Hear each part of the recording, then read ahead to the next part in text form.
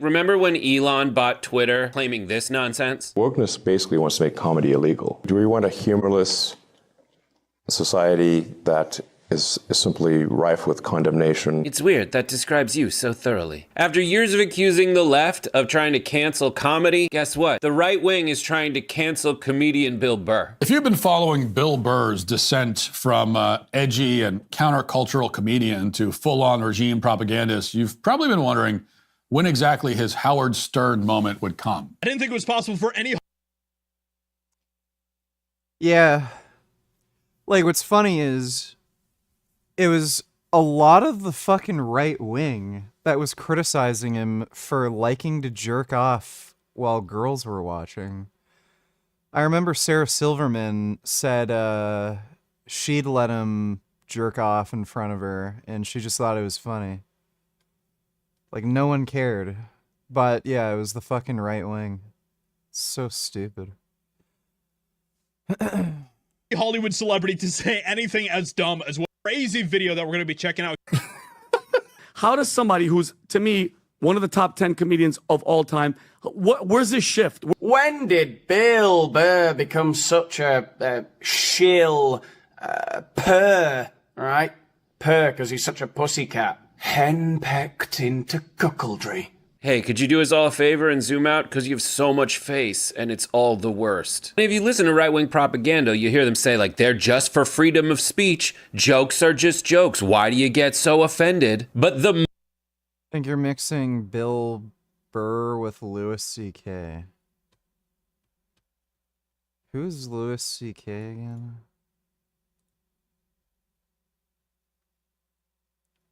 I thought Bill Burr was the one who wanted dudes to jerk off, not this guy. So what did Bill Burr do then? Are you sure this is the jerk off guy? Pretty sure that was Bill Burr. Donald Trump had more. I said to the current, oh my God. Current events, watching big games right now would. In the meantime, I'm severely dehydrated for some reason. Fuck is. Dodo donated $2. Let me see.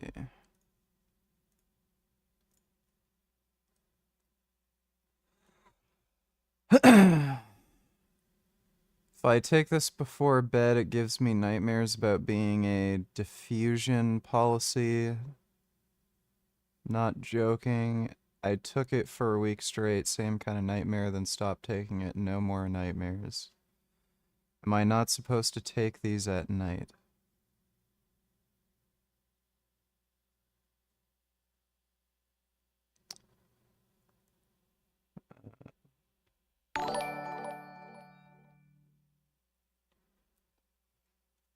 Bootycam donated $2.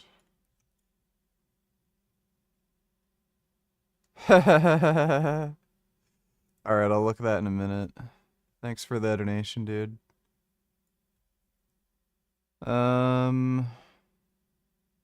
Mike Urzatel, sports physiology, nails it here in my leg press. He bridges an understanding of science, longevity training, my intent. Sometimes it's a lone voice.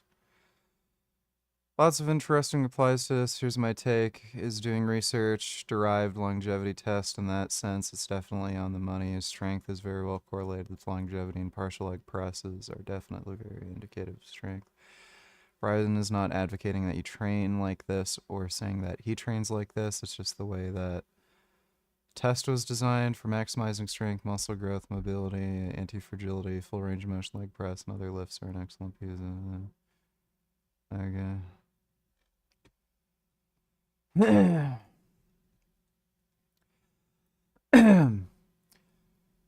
So why do you think Egypt does not want anything to do with Gaza Strip? Border between Netherlands and Belgium, border between Egypt and Palestine. Yeah, really? That second last link you gave me is broken.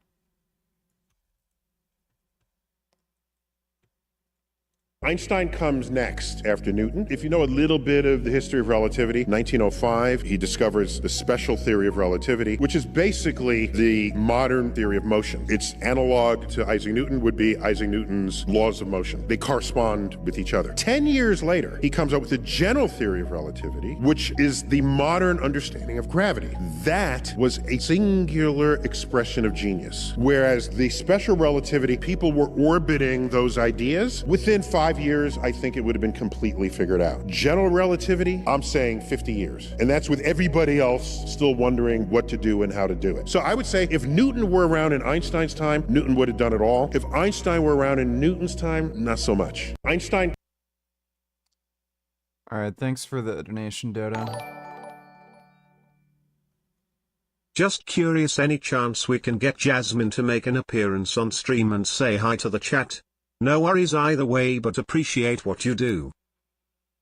We broke up and she doesn't live here. Thanks for the donation, vegan t-shirt. I have declared war on casinos.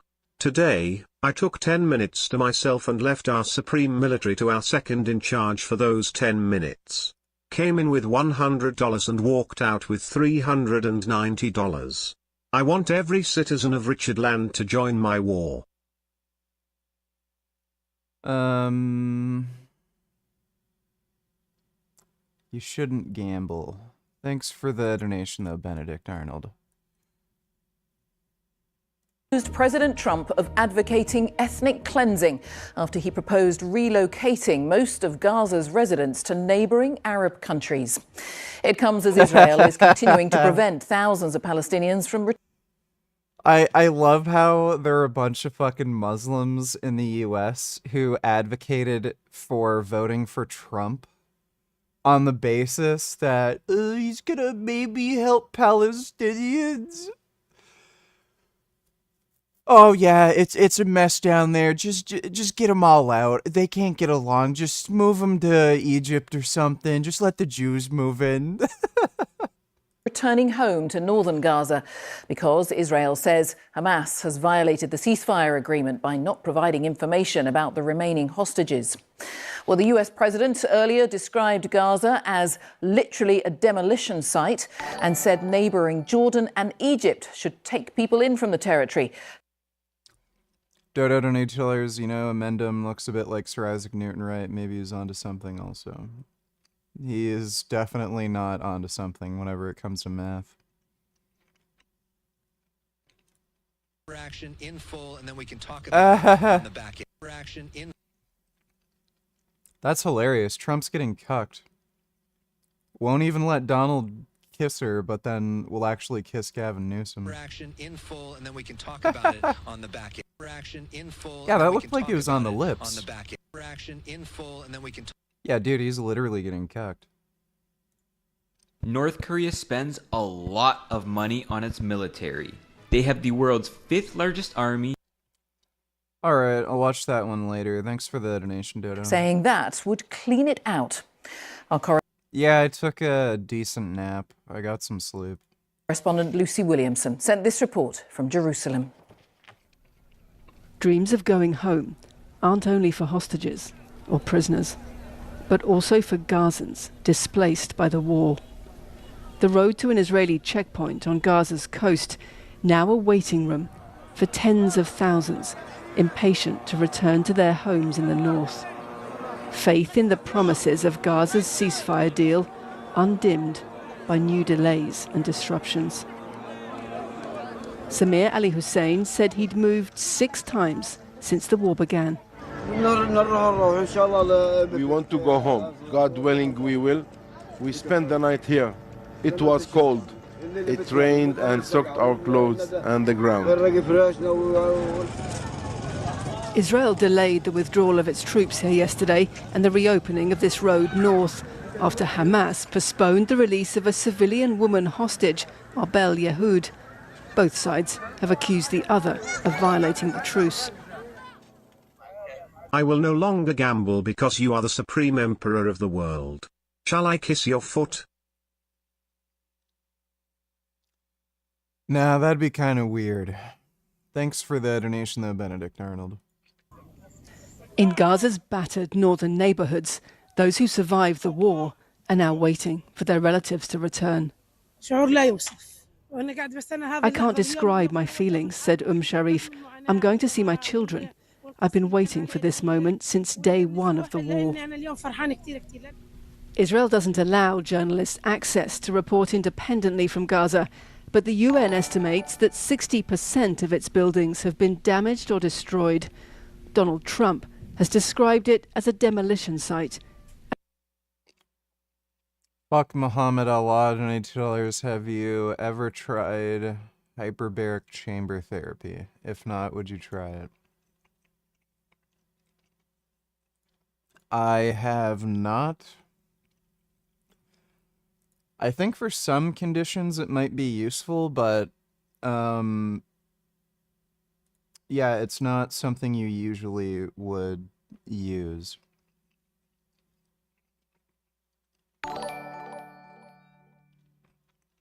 Geez, I wonder how all these people feel about Jews. Probably not great. Thanks for the donation, Dodo. Yeah, there's, I know there's a few medical conditions. I think for like, can't remember if it was for brain injury or skin damage or something. Sometimes they'll put you in a hyperbaric chamber. Something like that, but, yeah, I mean, it's not useful if you're fine, so why would I do it? Thanks for the donation, though. Fuck Muhammad Allah. And talked of clearing Gaza out, relocating its residents to Egypt and Jordan. The idea has delighted Israel's far-right politicians who want Israelis to resettle there, and outraged Gazans themselves. With all due respect, the US president is an idiot. We are staying put here in Gaza. We don't want to immigrate. Why should we do that? If we wanted to immigrate, we could have done that a long time ago. Lives already made unpredictable by war are facing an unpredictable peace. But after 15 months of conflict, these crowds wait. Bro, by the way, peace. Look at this fat kid. He's like a weird, gross, fat midget thing. Everybody's starving. Nobody can get food. And then you see this fucking fat kid in sandals. But after 15 months of conflict... Bootycam donated $2 audio. Let me see. So I'm looking at the whole Gaza Strip right now, and it's a mess. It's a real mess. So you'd like Jordan to house people from I'd Gaza? like him to take people. I'd like Egypt to take people. I'm talking to General El-Sisi tomorrow, sometime I believe. And I'd like Egypt to take people, and I'd like Jordan to take people. You're talking about probably 1.5 million people, and we just clean out that whole thing. It's over the centuries that's many conflicts that site, and I don't know. It's something has to happen, but it's literally a demolition site right now. Almost everything's demolished, and people are dying there. So I'd rather get involved with some of the Arab nations and build housing at a different location where they can maybe live in peace for a change. That's hilarious. Trump's just literally saying, get fucked, move out. Thanks for the donation, Bootycam. Oh wow, sorry to hear about the breakup. This is my first time watching in quite a while and I legitimately didn't know about it. Is it okay if we start making jokes about Jasmine and their personal appearance during our donations now? Serious question. I don't care. Thanks for the donation, vegan shirt.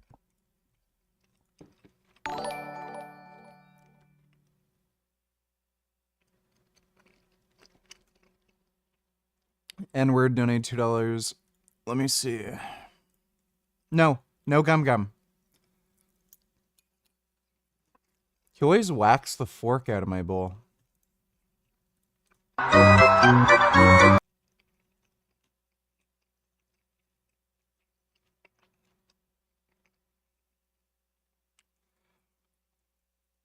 Oh my god, the cope.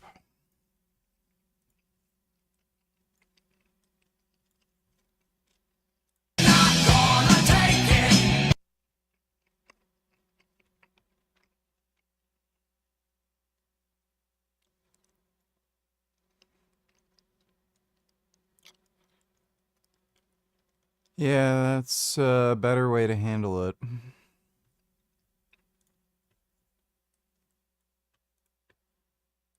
But there's a side to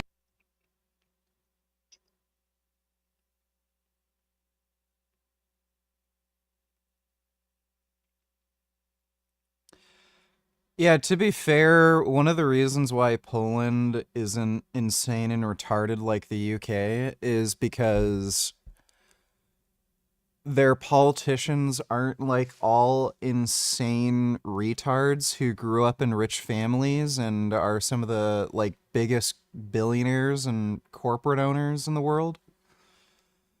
So, you know, they're just like normal politicians. They're not a bunch of retarded, crazy, apolitical people who all know each other and go out drinking after and don't give a fuck about the country. Thanks for the donation, though, N-word.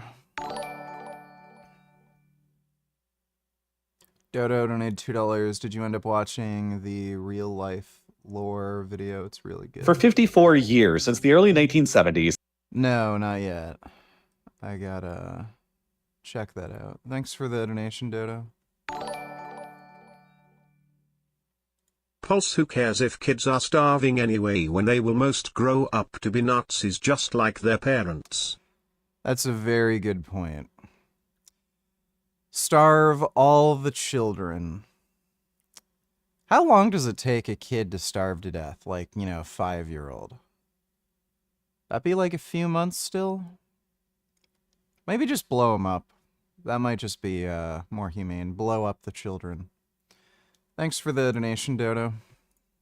These crowds waiting to go home are proof that families move, buildings collapse, but roots are not easily destroyed. Lucy Williamson, BBC News, Jerusalem. Well, Trump's gonna fuck over Gaza. They're one of the only nuclear-armed nations, and let's just say the military is an important part of this communist monarchy's public image.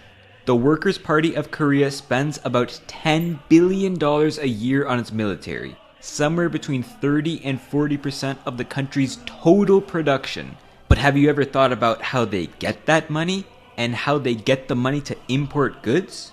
It's a country with very few businesses to tax, and it's barred from most international trades through UN sanctions. So where does this cash come from? Well, it's the task of the infamous Office 39 to manage North Korea's foreign currency earnings and fundraise them any way they see fit. That has led to some quite bizarre ways for a government to raise revenue, including training hackers to steal cryptocurrency, peddling drugs, creating global restaurant chains, and sending spies to the casino. Here are some of the ways North Korea continues to fund its regime after being... Imagine Israel just airstrikes that crowd of people, less Hamas members. Yes, they need to start targeting civilians. Somebody's gotta convince Trump. No, they're all Hamas. Trump, you gotta take all of them out. They're all Hamas. That'd be fucking hilarious. I love how these fucking dipshits, like these fucking Muslim groups, tried to get Trump elected, and then this happens. It's so funny. Thanks for the donation, Bozo. Kicked out of the global economy. Riddle me this. Why can you be sent to a labor camp for buying pine mushrooms from a local seller? That's right, to monopolize their foreign currency earnings. Trade has been North Korea's lifeline for years, despite the government's official policy being that of juche, or self-reliance. Some of this is through crops which are primarily found in this region, like with those pine mushrooms or ginseng, and others are materials China needs to keep their industry going, mostly coal, iron, and electricity. These have historically provided North Korea with much of the cash it needed to import all the stuff, well, it couldn't self-reliably make, and funded their weapons programs. But Kim Jong-un may have flown a little too close to the sun, starting North Korea's now legendary nuclear weapons program, regularly testing new generation missiles and flaunting them in their military parades. In total, they have made around Dodo donate $2 moment. Oh no, dude. Israel typically Yeah, I've seen that one. Thanks for the donation, Dodo. 50 nuclear warheads with ranges capable of hitting the entire United States, destabilizing the region and giving this one family insane power over its people. And so, they've been subjected to sanction after sanction after sanction. Those who trade with them, sanctioned. The banks they use to launder money, Holy sanctioned. shit, Muslims voted for Trump. How could any SJW defend them after that?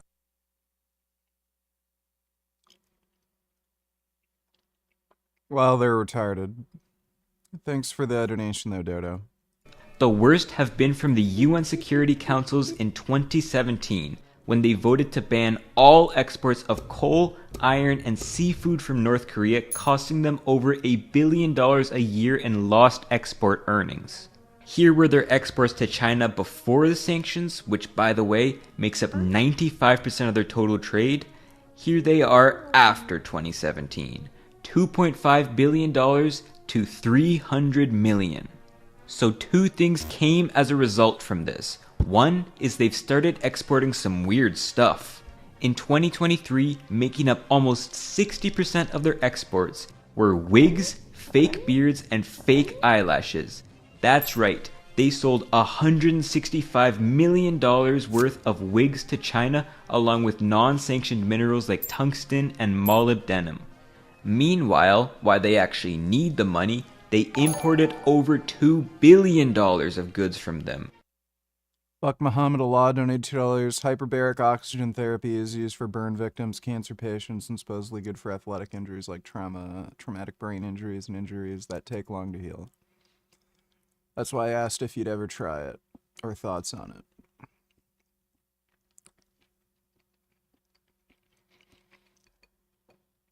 I mean, if it was an efficacious therapy for whatever injury or disease I have, then sure. I wouldn't just...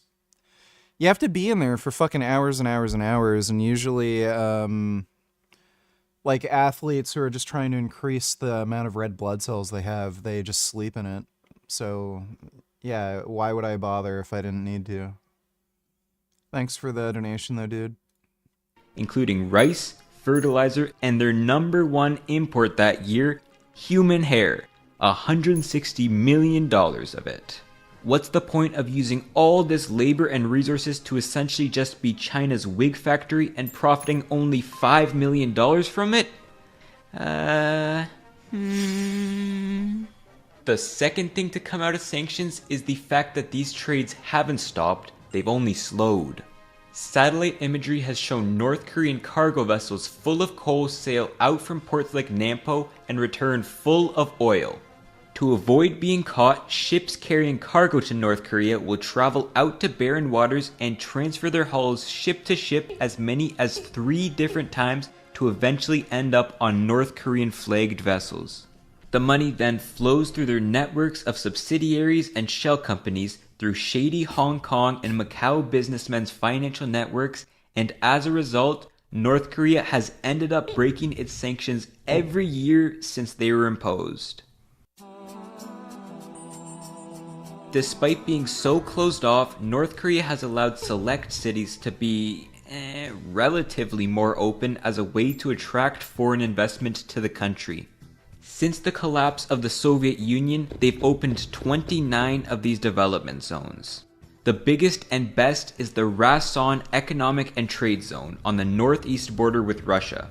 This little enclave has a few one-of-a-kind things found in North Korea, like Golden Triangle Bank, the only place you can get a debit card in the country, its own mobile network, a casino, and the Rason International Trade Fair.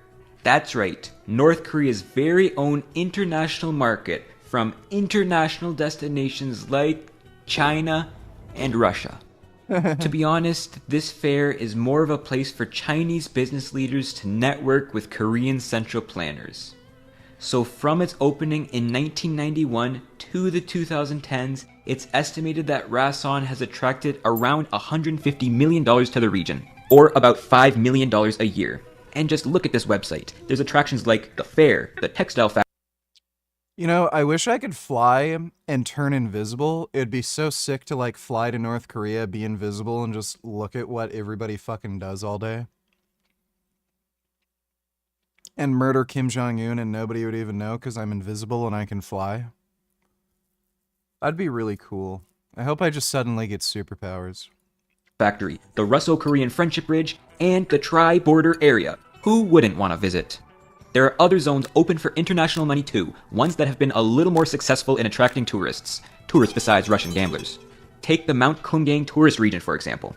It opened in 2002 as a joint zone between North and South Korea to accommodate all the South Korean tourists who are coming up to see the mountains. Taken on as an investment by the Hyundai Group, nearly 2 million ended up visiting the area. Until the South Korean government banned tourists from going in 2008 after one of their citizens was shot and killed by the North Korean army. It was officially closed by the North in 2024 after dismantling its resort's facilities. There's also the Kaesong Industrial Complex, which, on the border with the South, was another joint investment between the two countries. The South Korean government developed much of the infrastructure the complex needed and even gave the firms who opened there perks like low-interest loans and state subsidies to incentivize peace between the countries. At its peak, it produced around $560 million worth of goods a year, but it shut down in 2016 after a North Korean missile test. And although their foreign investment crashed after sanctions, losing what seemed to be a steady income of around $100 million a year, that hasn't stopped Kim from dreaming big. He's recently been spotted on a new beach resort taking pictures with his daughter, the presumed next supreme leader. Who knows, maybe this one won't end up being a complete failure. With sanctions... He's probably gonna die soon. He's apparently diabetic and alcoholic, and he's like super overweight. Since cutting into most of their export revenue, Office 39 has been known to get into some quite sketchy lines of business to raise the money the country needs for its roughly $2 billion trade deficits. In recent years, the most lucrative way to do this has been to find computer-oriented thinkers at army schools, send them off to training schools in the Asian tech world, and have them commit very... Agreed. VG from the river to the sky. Kim Jong-un must die. Yes. Thanks for the donation, Dodo. N-word donated $2. Let me see.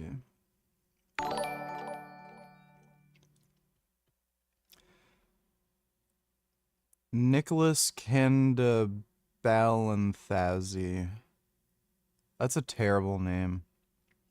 Sneeko has weaponized this platform to spread vile anti-Semitic rhetoric, targeting impressionable young audiences.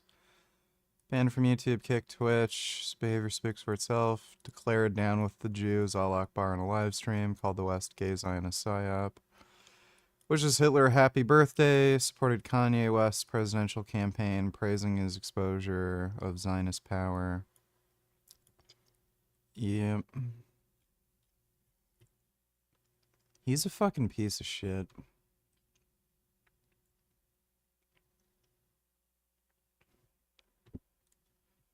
Circumcision, when done right, is neutral at worst. Most people who complain about the side effects had botched circumcision. Oh, and by the way, hating circumcision completely is anti-Semitic. That is retarded.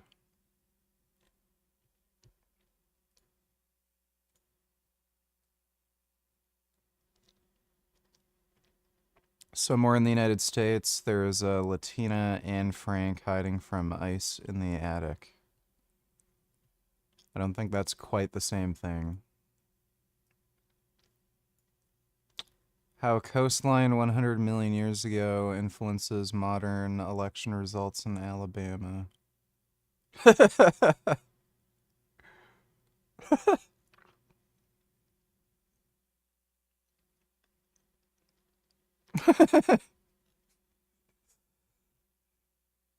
The math seems to check out.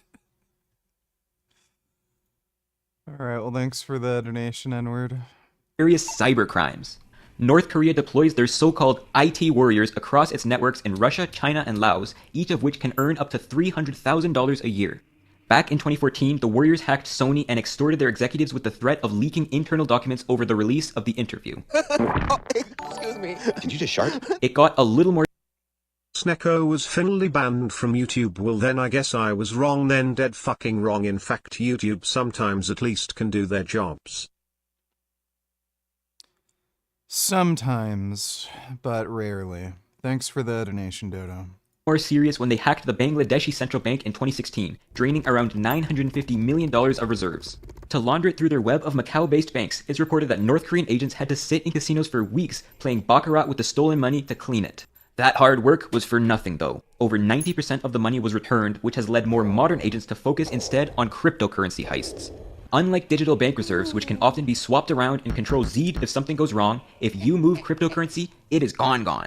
In 2024, stealing crypto generated over $1.3 billion for the regime, with a UN report suggesting that about 40% of their nuclear weapons program is now funded by illicit cyber means. Out of all stolen cryptocurrency in 2024, Chainalysis estimated that 60% of it was taken by North Korean agents. 60% of all cryptocurrency-based crime done by North Korea used to fund its nukes and missiles. What a world.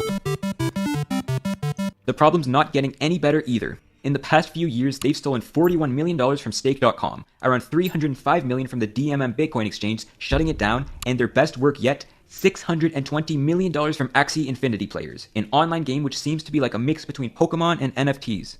Crypto is still a very decentralized world. If you talk to the most ardent crypto supporters, I think that's the point. And it's still a very new asset, meaning it can be very hard to secure and regulate its trade. The US has tried with sanctions on aids and websites like Blender.io, which North Korea used to launder its illicit currency, but it's not enough to stop their increasing hacks. The unfortunate truth is most of the stolen crypto is stolen by compromised private keys, a code needed to access your digital wallet. If they somehow get access to this code, they have access to your money. Sometimes the agents are hired with fake identities at tech firms across the world. Sometimes they conspire with Americans to install remote work software on company laptops. Their favorite way to do this seems to be disguising themselves as job recruiters and targeting employees who have access to their company's private keys. You'll get a nice job offer on LinkedIn, copy the link they send you to your GitHub page, and boom, you're compromised. $300 million gone. So if any of you watching are senior software engineers with access to a decently sized company's cryptocurrency wallet, maybe take your job offers in person. Crypto is their new moneymaker, but they've been sanctioned in the past and have historically run some other lucrative crime rings. One of the more famous is their US dollar counterfeits. Back in the 80s, North Korea designed and distributed a near-perfect replica of American $100 bills, smuggling them over the border into China. Seniors at the Banco Delta Asia in Macau were complicit in laundering these fake supernotes, with North Korea collecting about $15 to $25 million a year from this scheme. That was enough to help them buy luxuries during the 1980s downturn, but not enough to mess with America's monetary system like they may have hoped. In 1996, the Treasury shut down the operation once and for all by redesigning the $100 bill to prevent future supernotes. So hey, it did get the US government stressing at least a little bit. One State Department official said that if North Korea put the same quality into conventional export goods as they did in replicating the $100 bill, there's no doubt that they could have been an industrial powerhouse by now. What about a narco state? Since the 1970s, many diplomats have been arrested for smuggling and distributing drugs on the streets through North Korean embassies. Diplomatic mail is immune to search and seizure, so they've been suspected to carry drugs like opium and meth, as well as other shady things like guns and gold. To push these, there's been a statewide program to manufacture these drugs and export them for cash. Many embassies even had quotas of how many drugs they needed to sell. At its height, this empire possibly made up to $700 million a year. But since the 2000s, many of the state-sponsored laboratories have been defunded, leaving the country with many small labs and a surplus of people who knew how to make meth. Without the state assistance, these people have instead manufactured and sold them to the domestic market. N-word donated $2. Let me see.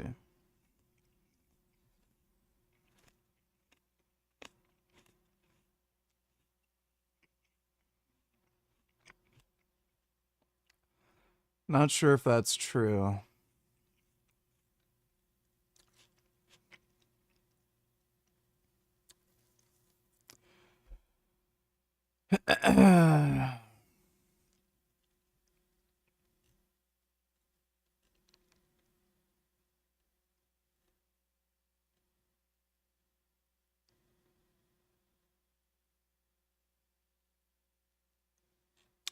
Well, that guy's a piece of shit.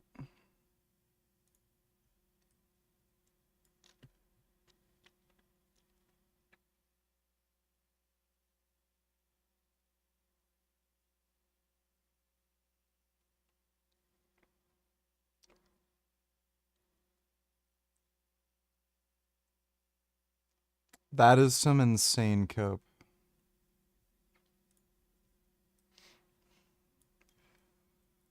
Colombia rejects 2 U.S. military flights with deported migrants. President Trump orders 25% tariffs on all goods from Colombia after 2 deportation flights were rejected. CNN reports that Colombia is now offering the presidential plan to help repatriate people being deported from the U.S. That's funny. Thanks for the donation, N-word. Market, with opiates and amphetamines now seen by many as alternative medicines in the country, since many lack access to proper medicine and healthcare. They're apparently just seen like a supercharged energy drink. They've even become popular Lunar New Year's gifts as a result. And despite crackdowns on borders and production, the country is left with a drug problem that neither the poor nor rich have any incentive in fixing. The country's also been known to push weapons around. North Korean missiles, guns, and drones have popped up in some very non-Korean areas. But most recently has been their dealing with Russia. After a meeting between Kim and Putin, trade relations have increased between the two countries, with reports of Rason's exporting zone filled with goods both to and from Russia, bypassing sanctions of course. Bloomberg has estimated that this could include up to $1 billion worth of ammunition to aid Russia in their aggressive war against Ukraine. North Korean-made missiles have been fired at Ukraine, and around 12,000 North Korean soldiers have been sent to the front lines, so it seems the war is a money-making opportunity for the Kim regime. Their average daily crypto heists have even halved in value after the Kim-Putin meeting, so it does seem like it's working. Perhaps Russia, not China, will be their new sugar daddy. The last resource the country has is its people. Although there have been hundreds of thousands of North Koreans sent over the world to work as construction workers or miners or fake IT workers, it's been limited after UN sanctions prohibited North Korean labor from being exported. Now, workers are limited to their close friend network of China, Russia, and Laos. As an example, Finley looks like this country finally did something right for once.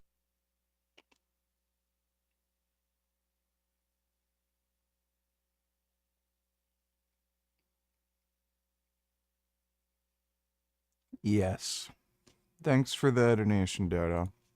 they sent 150 workers to construct bridges and communications networks in the Russian-occupied Donbass region, where each laborer must pay the government 1 million North Korean won a month, about $1,000. Or they could send it back to their families via diplomats, who usually charge a 25 to 30% commission fee. Ouch.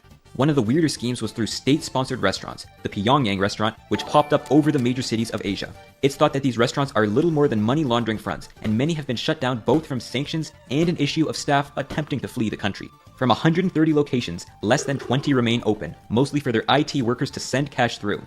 And apparently, so I've heard, the food is not that great. There's one final way the country raises money, but this revenue is not for the regime, it's for the people, through defectors. Around 33,000 refugees have left North Korea.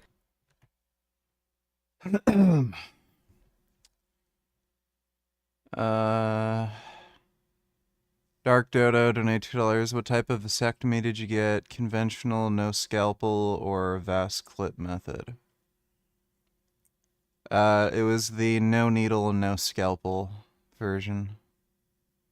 Which is more effective? I'm pretty sure they are all just as effective. It's just recovery after the surgery is better with the no needle, no scalpel.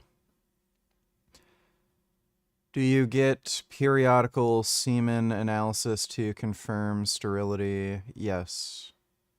When is the Stefania Vegan Gains OnlyFans video dropping? You know she wants the eggplant.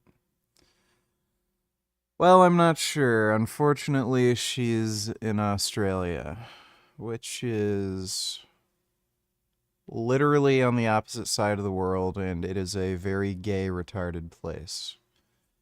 Thanks for the donation, though, Dark Dodo. N-word donated $2.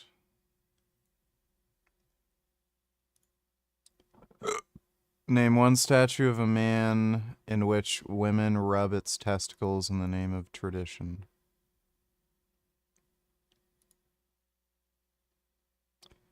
Cemetery statue is eroding because women can't stop rubbing its lucky penis. Visitors ignore calls to stop playing with it because they believe it boosts fertility.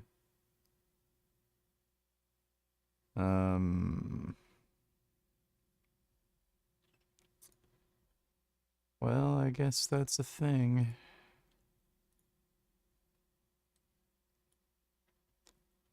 These racist GOP red states have the most violent crime, black population distribution. Uh-huh.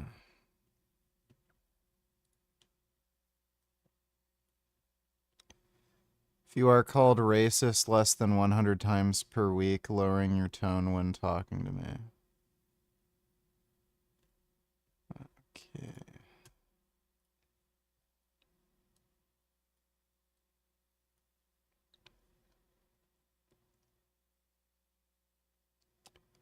Huge flood ruins Toronto's Youth Support Center. Okay. Thanks for the donation, N-word. Did you know Kraft makes vegan mac and cheese? Just found some at the store. Do you watch Stranger Things? I am aware that Kraft makes vegan mac and cheese, and I hate I hate Kraft mac and cheese. Can't stand it. I think it's some of the grossest shit ever. So I've never tried it because I'm not a cheese fan to begin with. I don't really like cheese, but Kraft mac and cheese is fucking disgusting.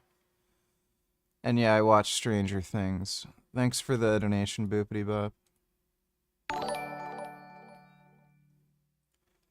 Richard's Frozen Sperm Wells donated $2. Richard, hop on Just Talk stream. He needs more autism. Also, Tiny is lost like 11k subs since his Gooner leaks. And lastly, I finally hit a PR of 185 pounds on the bench press, weighing at 150. I'm gonna finally make it, bros.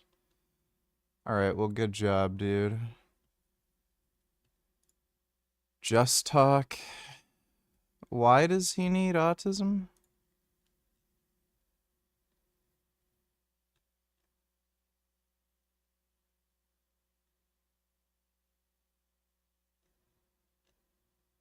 It looks like he is not even there. Yeah, he's not even there.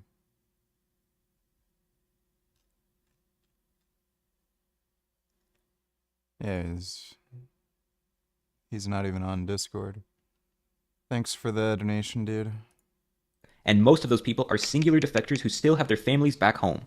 Through a network of Chinese, South Korean, and North Korean brokers, it is possible to send money home, as around 60% of defectors have reported to do.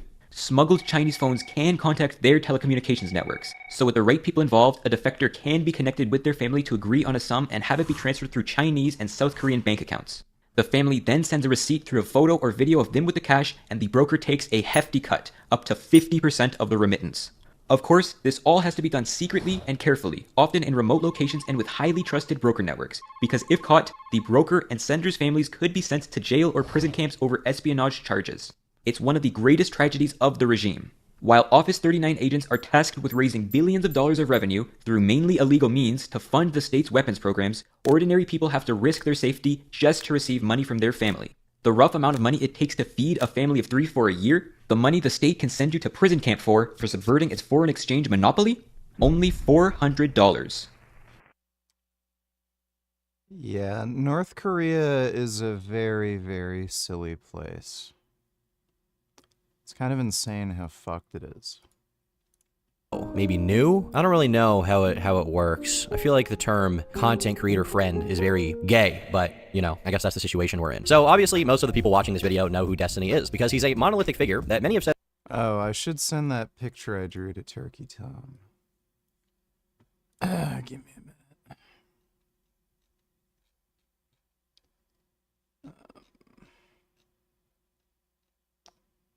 Where the fuck is he? There he is.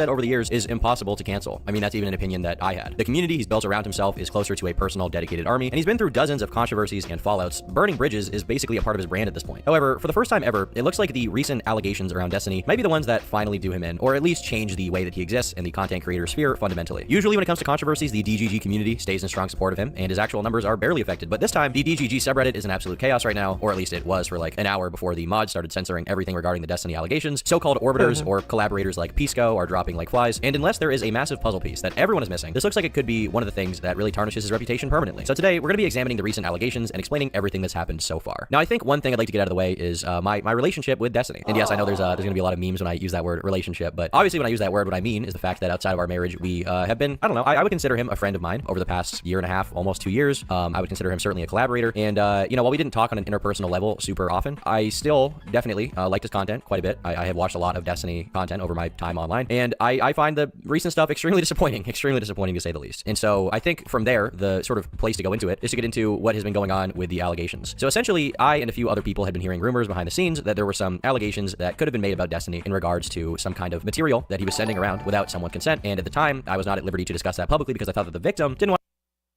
Just random vids donated $2. Let me see.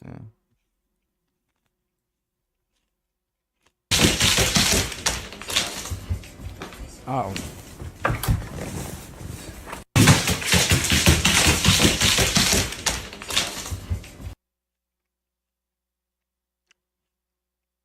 That's a really nice iguana. Oh yeah, that dude. अस्सलाम वालेकुम क्या हाल है जी बगा जी ठीक हो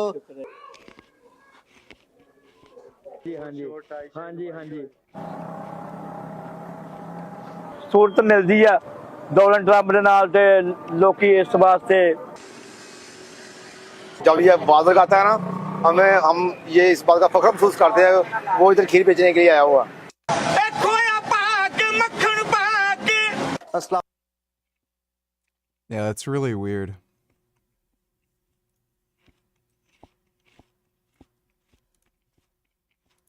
Wahlberg uses a torture device to increase his muscle mass. It actually allows him to get stronger by lifting lighter weights. Here's what he does and why it might help you too. From daily 4 a.m. workouts to cold plunges, Mark is always trying to get the most out of his body. But now he's found a way to build more muscle with less effort by carefully restricting his blood flow during workouts. Cutting off circulation was once Lord Tiny is going nowhere as he is innocent. This is the initial public reaction to embellished stories. It will all blow over and Lord Tiny will rise from the ashes like a phoenix. All hail Lord Tiny. Alright, well thanks for the donation, Majin Buu. This video is fucking gay and boring. Bill Nye the Science Guy theme song in Chinese lol. 比尔是科学家，比尔是科学家，比尔比尔比尔比尔比尔比尔，比尔是科学家。科学定律。比尔是科学家。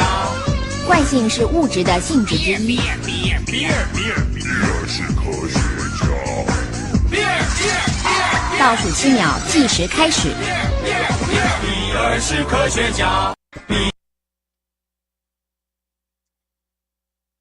That's good. Thanks for the donation, Ben.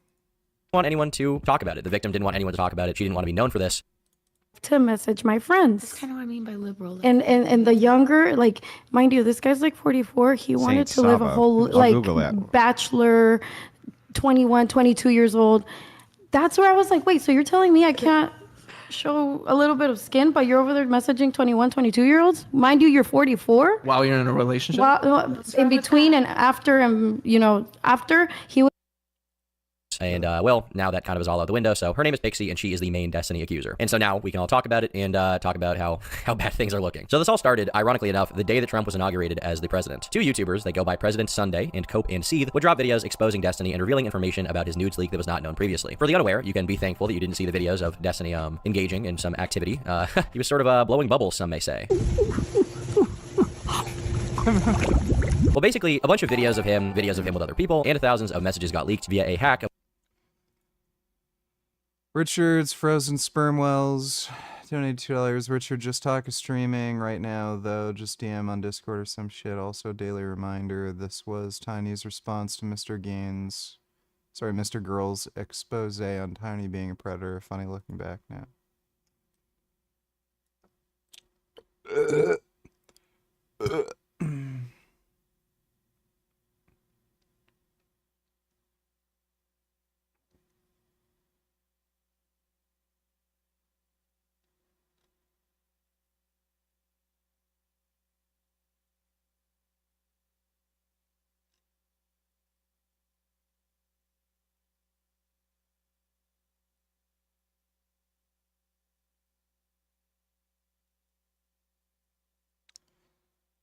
Yeah.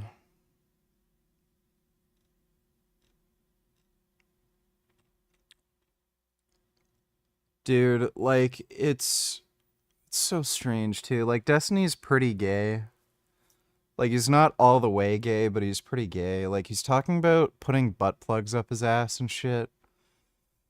Why would any of these chicks send a gay dude or semi-gay dude like nudes or be recorded while having sex? Like, you're gonna trust a gay dude with your nudes? You know? Just doesn't make any sense. Man, I had a good nap, and I had trouble going to sleep at first, but I got really horny, and then rather than whacking it, I was just imagining butt fucking like tons of girls, and then I drifted off to sleep, and then I had a really long dream where I had like a bunch of women tied down in a dungeon, and I was just playing with their butts. It was pretty good. Of all of the sexually promiscuous activity that Destiny would get up to. At least it's believed to be a hack. Either it's a hack or someone just uploaded all this stuff to Kiwi Farms, basically. But the two videos that address Destiny's concerns in regards to President Sunday and Cope and Seed concern his treatment of sexual partners and the controversy involving leaked private messages, photographs, and videos of an explicit nature. Destiny's been involved in several scandals related to sharing nude images and other intimate materials, such as videos or so-called sex tapes, according to them, without obtaining the consent of the individuals featured in them. And the central figure in the situation is a girl or woman, a femoid, some may say, named Pixie, who has been directly affected by this behavior and was previously a collaborator with Destiny. Pixie had for a very long time repeatedly tried to present herself as an example of a woman who could succeed as a part of Destiny's orbit without being a member of his oft-rumored harem of women who offer him sexual favors in exchange for exposure and stream time. In light of these leaks, that image has obviously been shattered, and she has received the brunt of negative reactions to the scandal, since people who hate Destiny and hate the politics of the people in his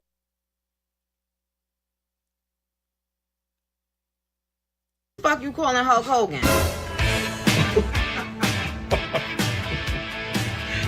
Motherfucker, fuck, you know what? Who you?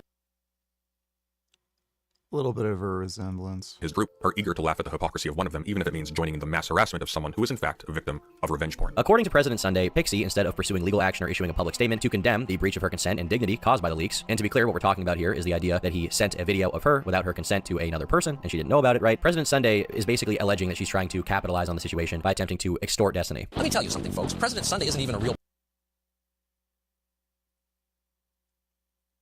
I wouldn't call it extortion, but she's trying to play up the whole situation, like, clearly. president. He's just some loser with a webcam and an... Fucking monsters.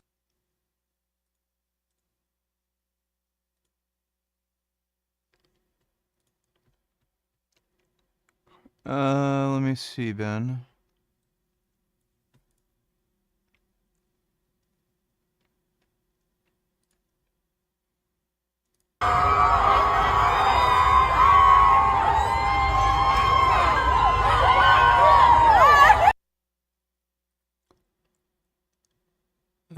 Don't think all of them are illegals. They seem like a lot of college kids. Yeah, dude, that's a lot of college kids.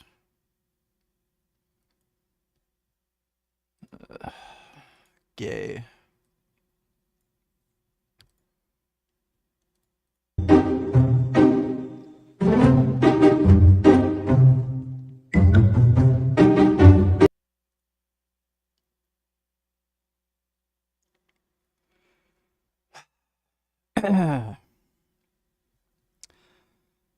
think this kind of explains why Trump and Netanyahu get along so well.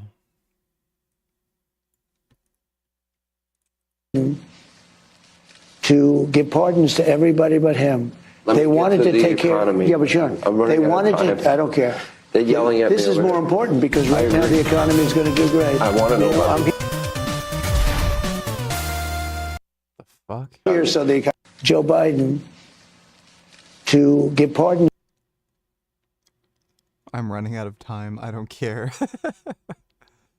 Thanks for the donation, Ben. Ego. I mean, look at him. In discussions, Not So Erudite, Destiny's close friend and business partner who co-hosts his Bridges podcast, is shown negotiating with Pixie over an appropriate payment amount to prevent her from pursuing legal action, or at least in a lot of people's views at the time, sort of preventing her from publicly accusing Destiny. That was the impression based on these DMs. Now, the case that President Sunday was making was that Pixie was leveraging the implicit threat of her planned suicide, including a scheduled note announcing it, to pressure Destiny into providing a substantial sum of money to her. But the case that President Sunday makes is that later her approach shifted to vague threats of public denunciation and legal proceedings. Simultaneously, her friend Straighterade was apparently advising Destiny behind the scenes to offer Pixie financial support as a form of atonement, aiming to mitigate her threats of self-harm, a scenario that would have posed a significant reputational risk for Destiny. So the case that President Sunday once again is trying to make here is that Pixie and her friend Straighterade are kind of using the threat of her potential taking her own life to alarm Destiny and pressure him into considering financial. That is the most retarded thing imaginable.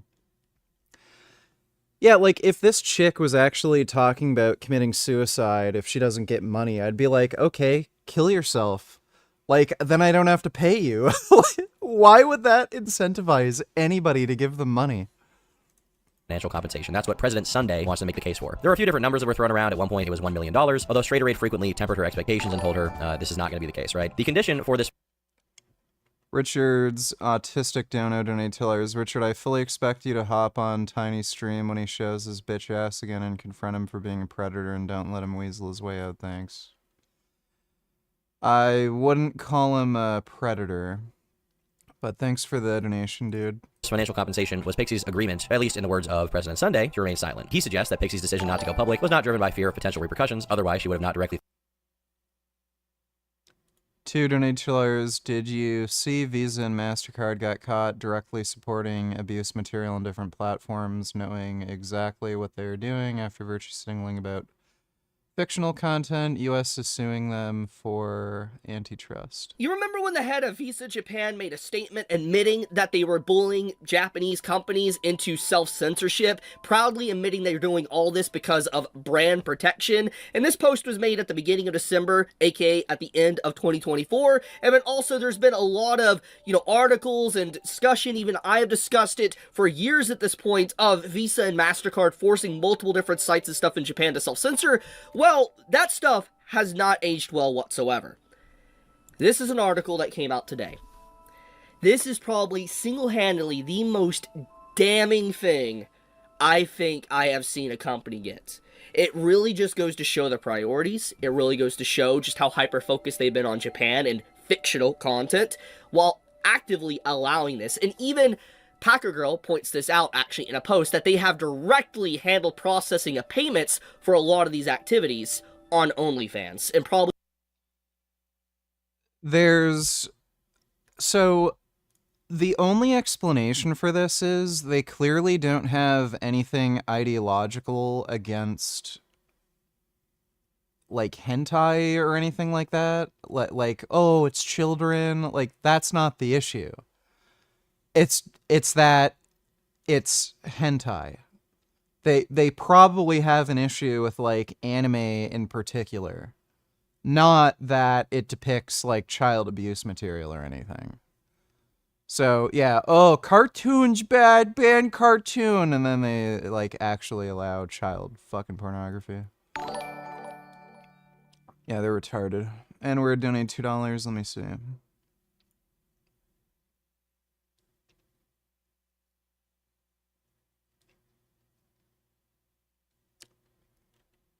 That one's the ugliest. Not because she's black, but she's just not attractive. I think she's the prettiest. I'd say second prettiest, third prettiest, and that's the ugliest one.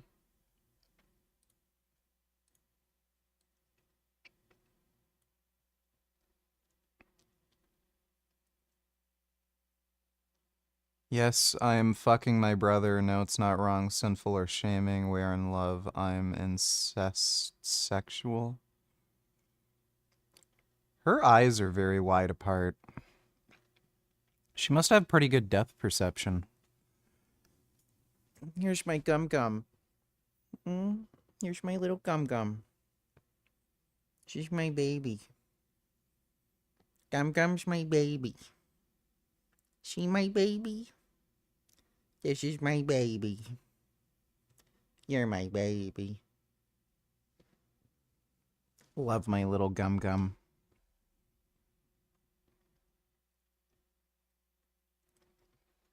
Ren.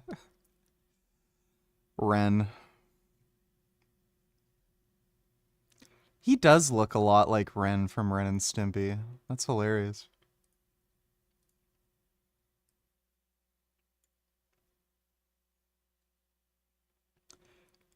I used to be racist as fuck until the NFL painted "End Racism" in the end zone.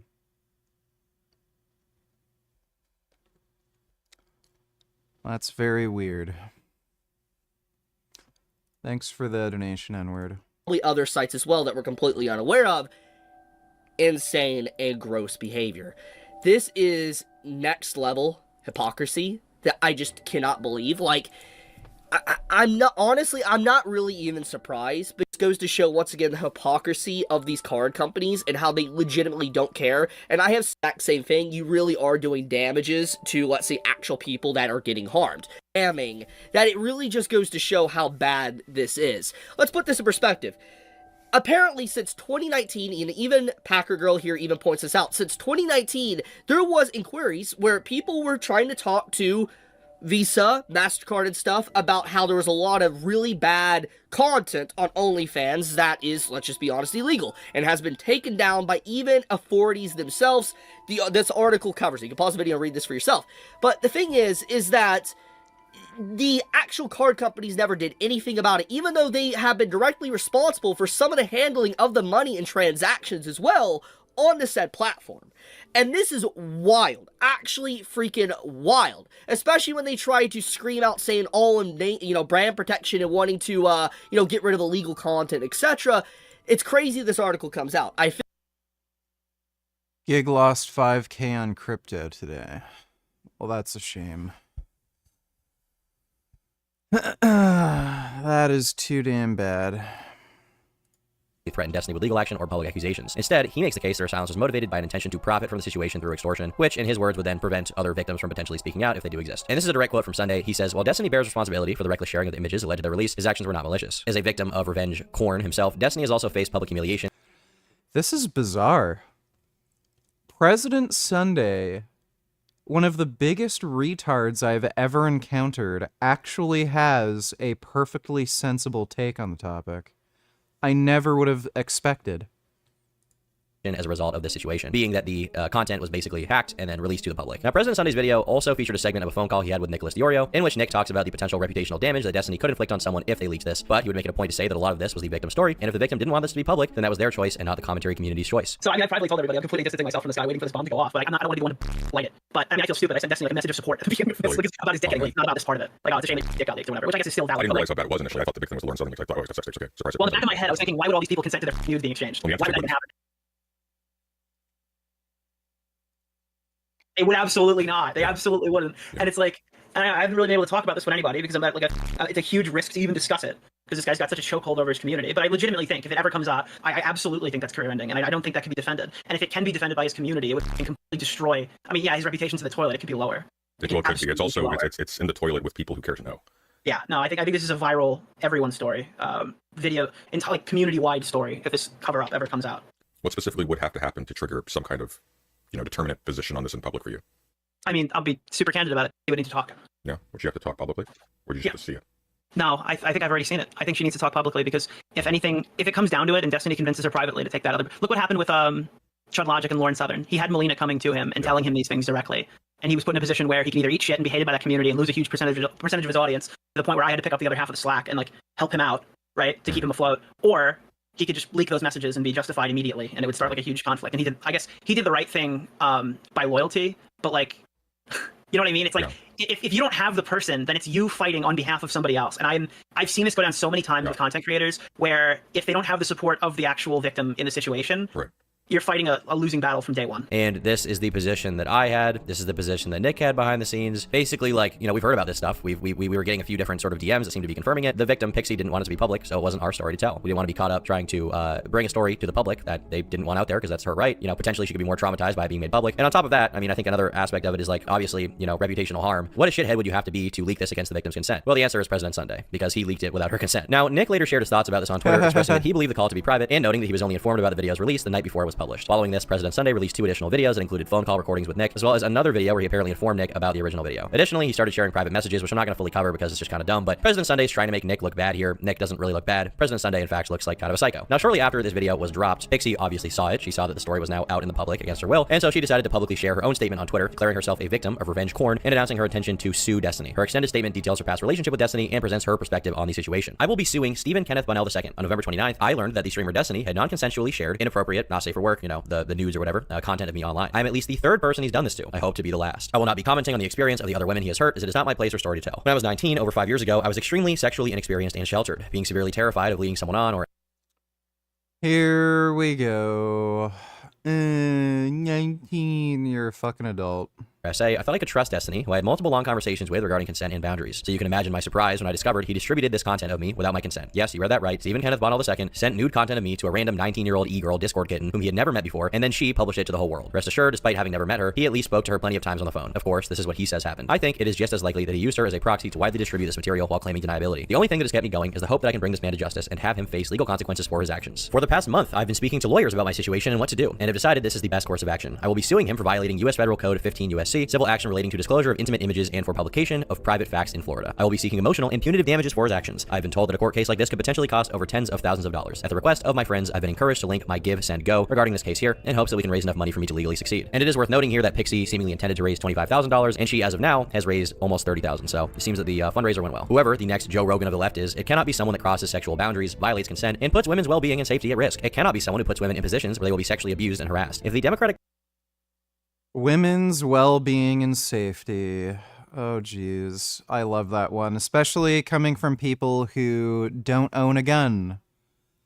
I'm not safe anymore. Anybody could attack me at any moment. Okay, so what gun do you carry? What's your, like, daily carry? I don't carry a gun. Oh, so you're not actually in danger. Okay. It's just a hilarious joke. If you were actually in genuine danger, then you'd carry a gun, so that just proves you're full of shit.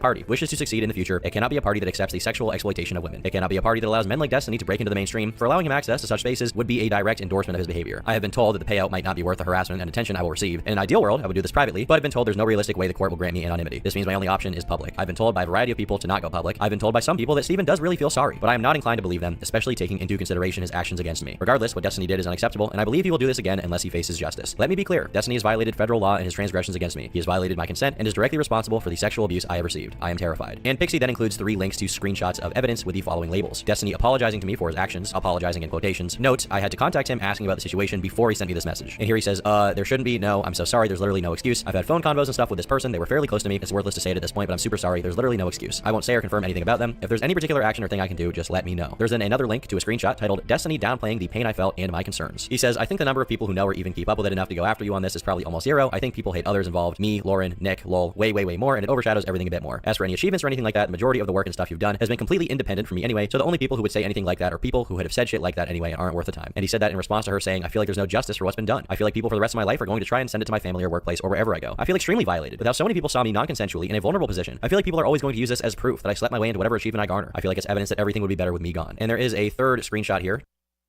He's just a manipulative liar.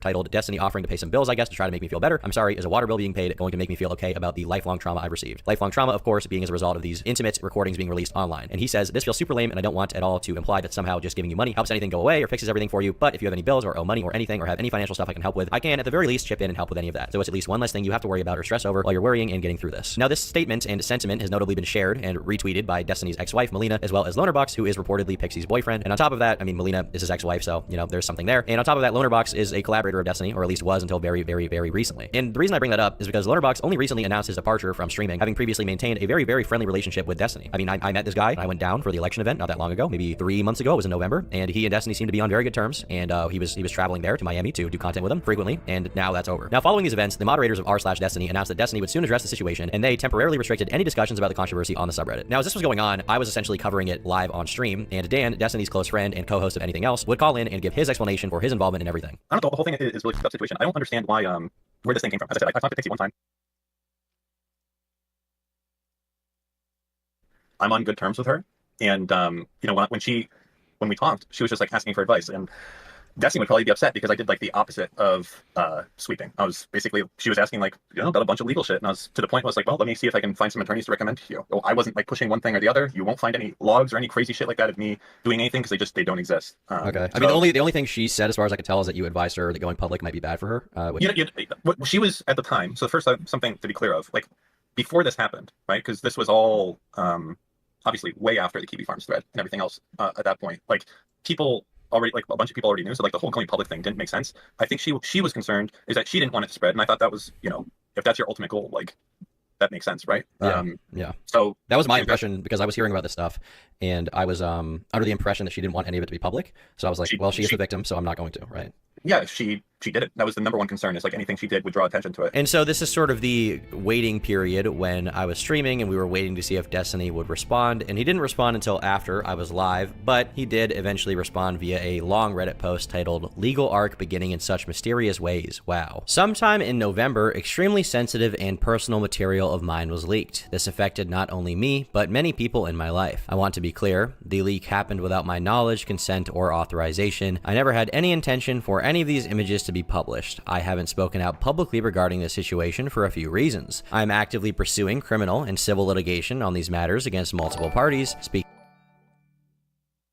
More fucking monsters.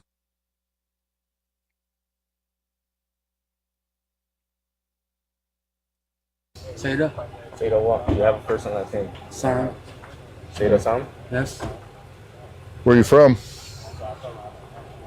Where I was born or where I'm from? Where are you born? Thailand.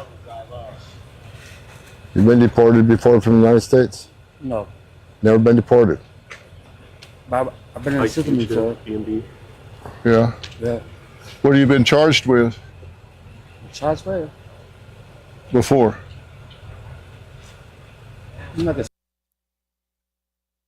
Why is fucking Dr. Phil there? Oh my god. What a fame whore. Alright.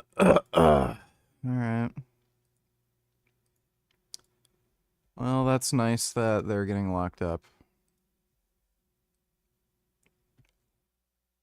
Okay.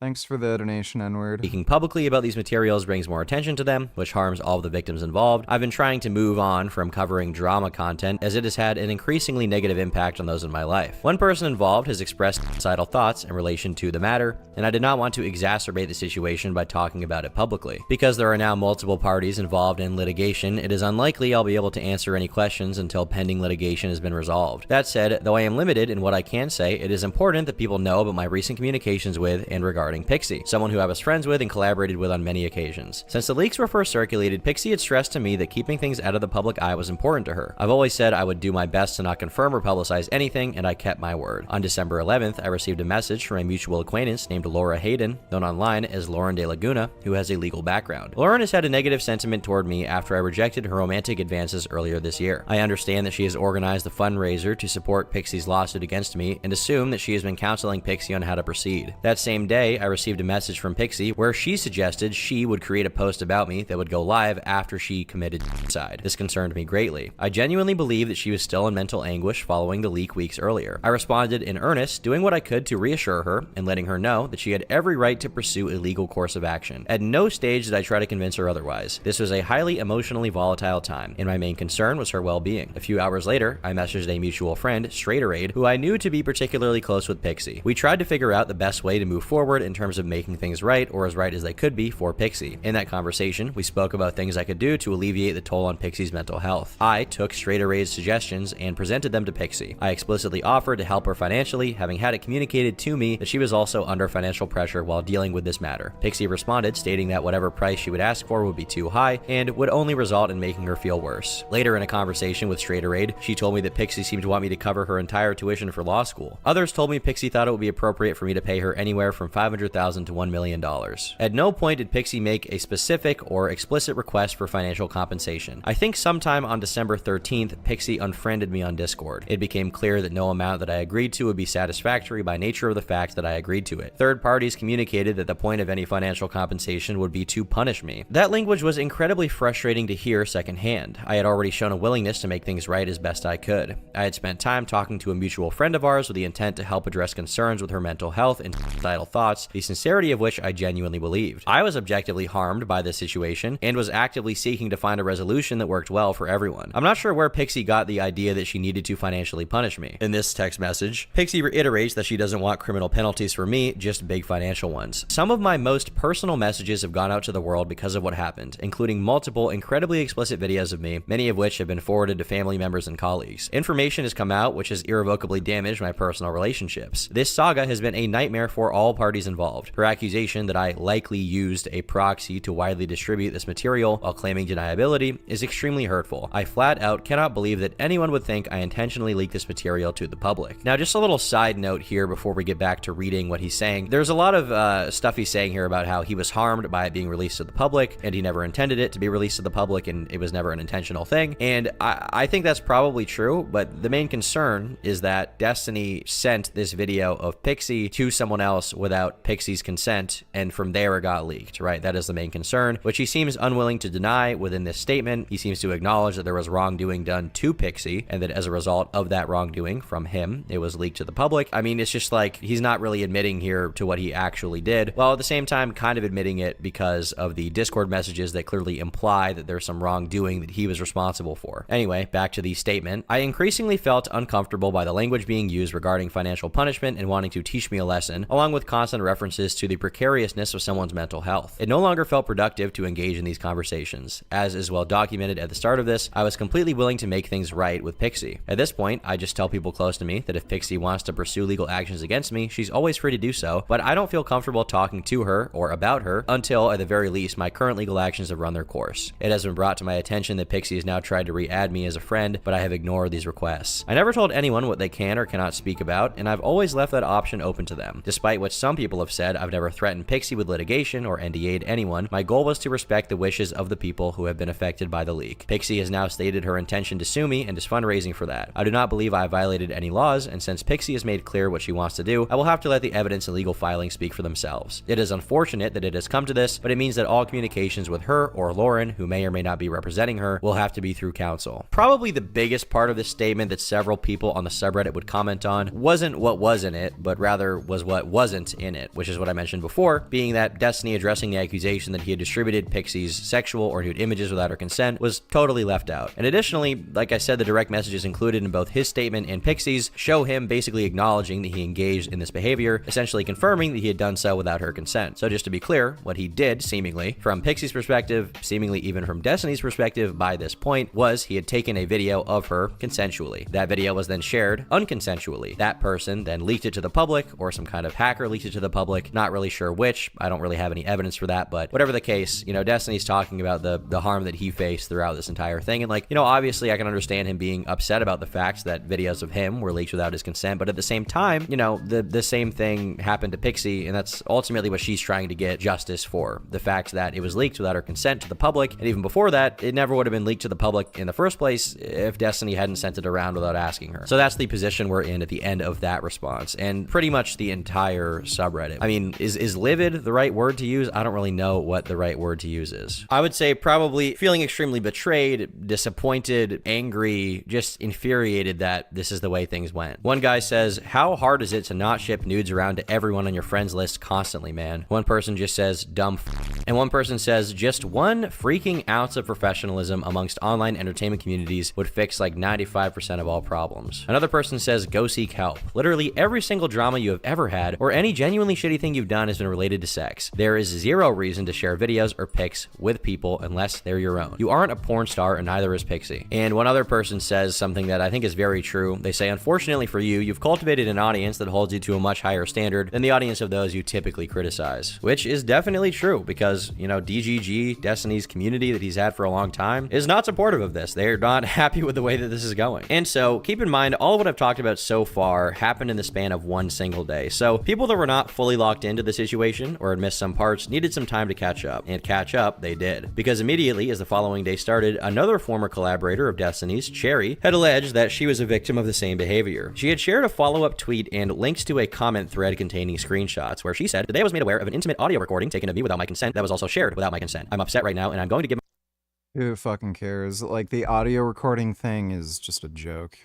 myself time to process. This is serious. The person who received the recording from Destiny was not aware I did not consent to the recording. They recognized me by voice and messaged me today out of concern. I don't feel comfortable sharing more right now." Now, Cherry, in contrast to Pixie, didn't provide any screenshots of her talking to Destiny about this or direct evidence, so we don't know if this one is true, but I think it's safe to say that the prior allegation that Pixie made does seem to be true, and I think a lot of people are more willing to believe what Cherry said here because of how bad it went with the last allegation, basically, right? Now, in response to people bringing this up, Destiny would start banning anyone that mentioned the new allegations in his chat, and Cherry would also make more allegations that Discord messages had surfaced in which Destiny had admitted to recording with his phone in his pocket during an encounter. But it remained unclear whether this recording had been consensual, at least in terms of things being proven, right? Two women have now let me know that they received sexual recordings taken of me in September 2023 without my consent. I thank them so much for their concern for me. No amount of public humiliation will ever make me regret being made aware of what was done to me. I will be filing a police report and pressing charges. So things are heating up quite a bit now. I mean, now the allegations have graduated from just sharing stuff without someone's consent, which seems to be the case, and now recording without someone's consent, which we don't know if it's true, but it could be, I guess. Now, a few hours later on Twitter, Pixie said, "I received countless messages of women informing me that they have received pornographic content from Destiny. Content they now believe wasn't made or sent with consent. If you've been sent this content or might be a victim, DM me. We are stronger together." And so the allegations are graduating to a even higher level somehow. And soon after this, it seems like Destiny said in his chat that he would be taking a break from streaming. He said, "Not sure if I'll come out as trans or get a dog, still deciding between the two. I've been psychologically pushed to my limits here, probably on a content break until February 1st. So by this point, the Destiny subreddit was kind of in flames with pretty much everyone taking the side of the victim. So the mods decided to make a statement about the current state of the subreddit. We have a tweet here reading, "Destiny's personal sweepers have decided that the best course of action is to ban all Destiny related posts. You're not allowed to make posts about Destiny in his subreddit. It is now only a super serious political forum. What a joke. LMAO, LMAO, laughing out loud." Or laughing my ass off even, some would say that. "The sub will for the foreseeable future be strictly politics and online memes," what it normally is about 85% of the time. I understand that people want to talk about Destiny, the leaks, the pending litigation, and all of your feelings about them, but there's been so many posts just asking what do we do now as far as the subreddit is concerned. What we are going to do is have the subreddit be focused on politics in a critical time for the US as the Trump administration is underway. What does that mean for Destiny related posts and memes? They'll be deleted. The reason they'll be deleted is because the thread of Destiny's statement includes not only his statement, but also a link to Pixie's Substack with all the information she has provided. It will continue to be a place where anyone and everyone can share their opinions within reason if it doesn't violate the terms of service. As far as our own personal subreddit rules, it's been largely untouched moderation wise. This thread is also Destiny's, and if you have things to say about him, it's the place. I've personally told him that he should not moderate it and let people say what they need to say, and he's kept up to that until now. Now, I've had people messaging me, messaging the mod mail, or just generally leaving comments about the moderation team. We are community members just like you, and are dealing with the fallout as both community members and moderators. We've had moderators choose to step away from the community and fully supported them in that choice. Now for my thoughts concerning the developing situation. I know about as much as you guys do. It's not great, it's terrible, and I think that whatever means to remedy the situation should be found. I continue to stay here because I enjoy this community. I want this subreddit to continue to thrive and not be turned into some snark sub overnight. There are plenty of places you can go to talk about this situation, including again, the mega thread with Destiny's statement. Destiny has said he's taking a break until at least February 1st, and I've told him I'm going to leave him be until then. I truly plan on trying to allow this community to continue in whatever way it can, because a lot of people here feel like they have nowhere else to go, myself included. I will leave this thread unlocked, but I swear if it gets wild, I will just lock it. Holy shit.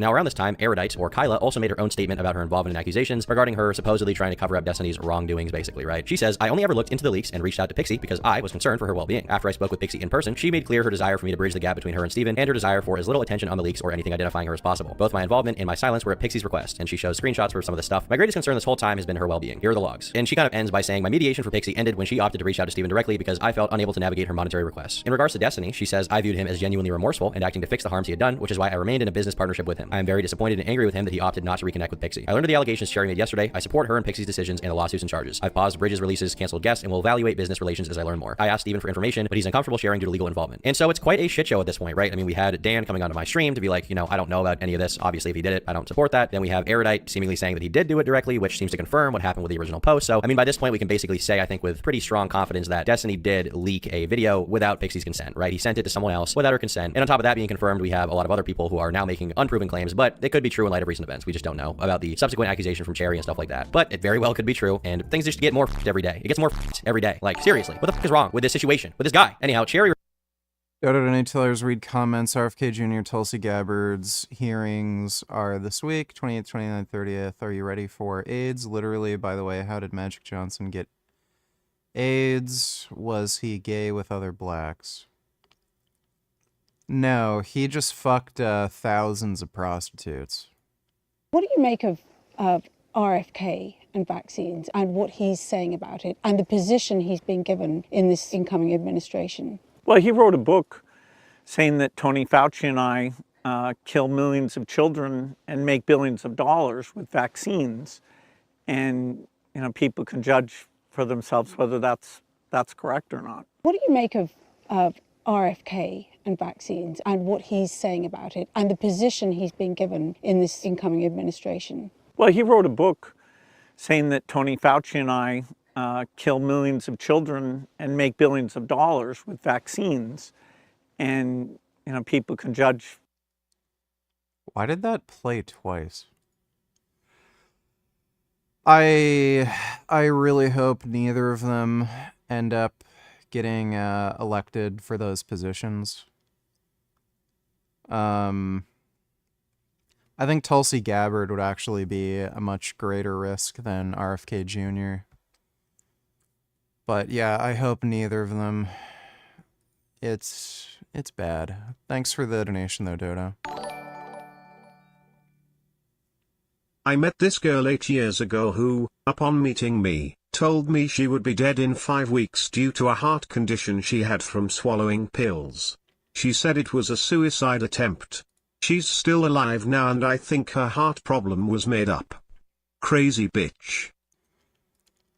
Yeah, there's a lot of crazies like that.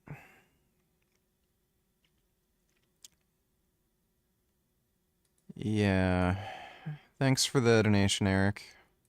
She responded on Twitter talking to Erudite, and she said, she has blocked me for over a year now after she refused to engage with me after I confronted her and her husband's abhorrent behavior towards an SA victim disliked by Destiny. Not sure what SA victim she's talking about here, but she says, to this day, she refuses to honestly acknowledge what happened and what she did, and has instead allowed others to harass me and call me crazy, obsessed, and jealous to avoid criticism for her behavior. Now, after this was posted, my own interview with Erudite came out because she had contacted me about the situation, and she wanted to give her perspective basically through me. She wanted to try and clear up more things about her stance and place in the allegations. And I'm not going to make too strong of a judgment here. There's been a lot of people who have had different opinions on this. My basic opinion on it is basically that Erudite did not try to cover for Destiny, but clearly she's still sticking by him. She's still friends with him. She's still willing to do business with him. And, you know, I guess I didn't find that comfortable and I criticized her for that, but that's basically the strongest thing you can definitively get her on throughout all of this, that she is retarded basically. And that seems to be somewhat true. Now, to start off, she talks about how she was actually friends with Pixie, and the DMs that were shown from President Sunday were not fairly accurate to the situation. They were sort of out of context and you didn't have the full context for everything. Erudite had not known previously at all that Destiny had unconsensually recorded material, and she confronted him on it, at which point he admitted to doing so to her. So for context, Pixie and I have been friends for like well over a year. Like we're not just two orbiters, but we worked in PV together. When I'm in Miami, I hang out with her all the time, independent of Steven. Like we have our own friendship. We've been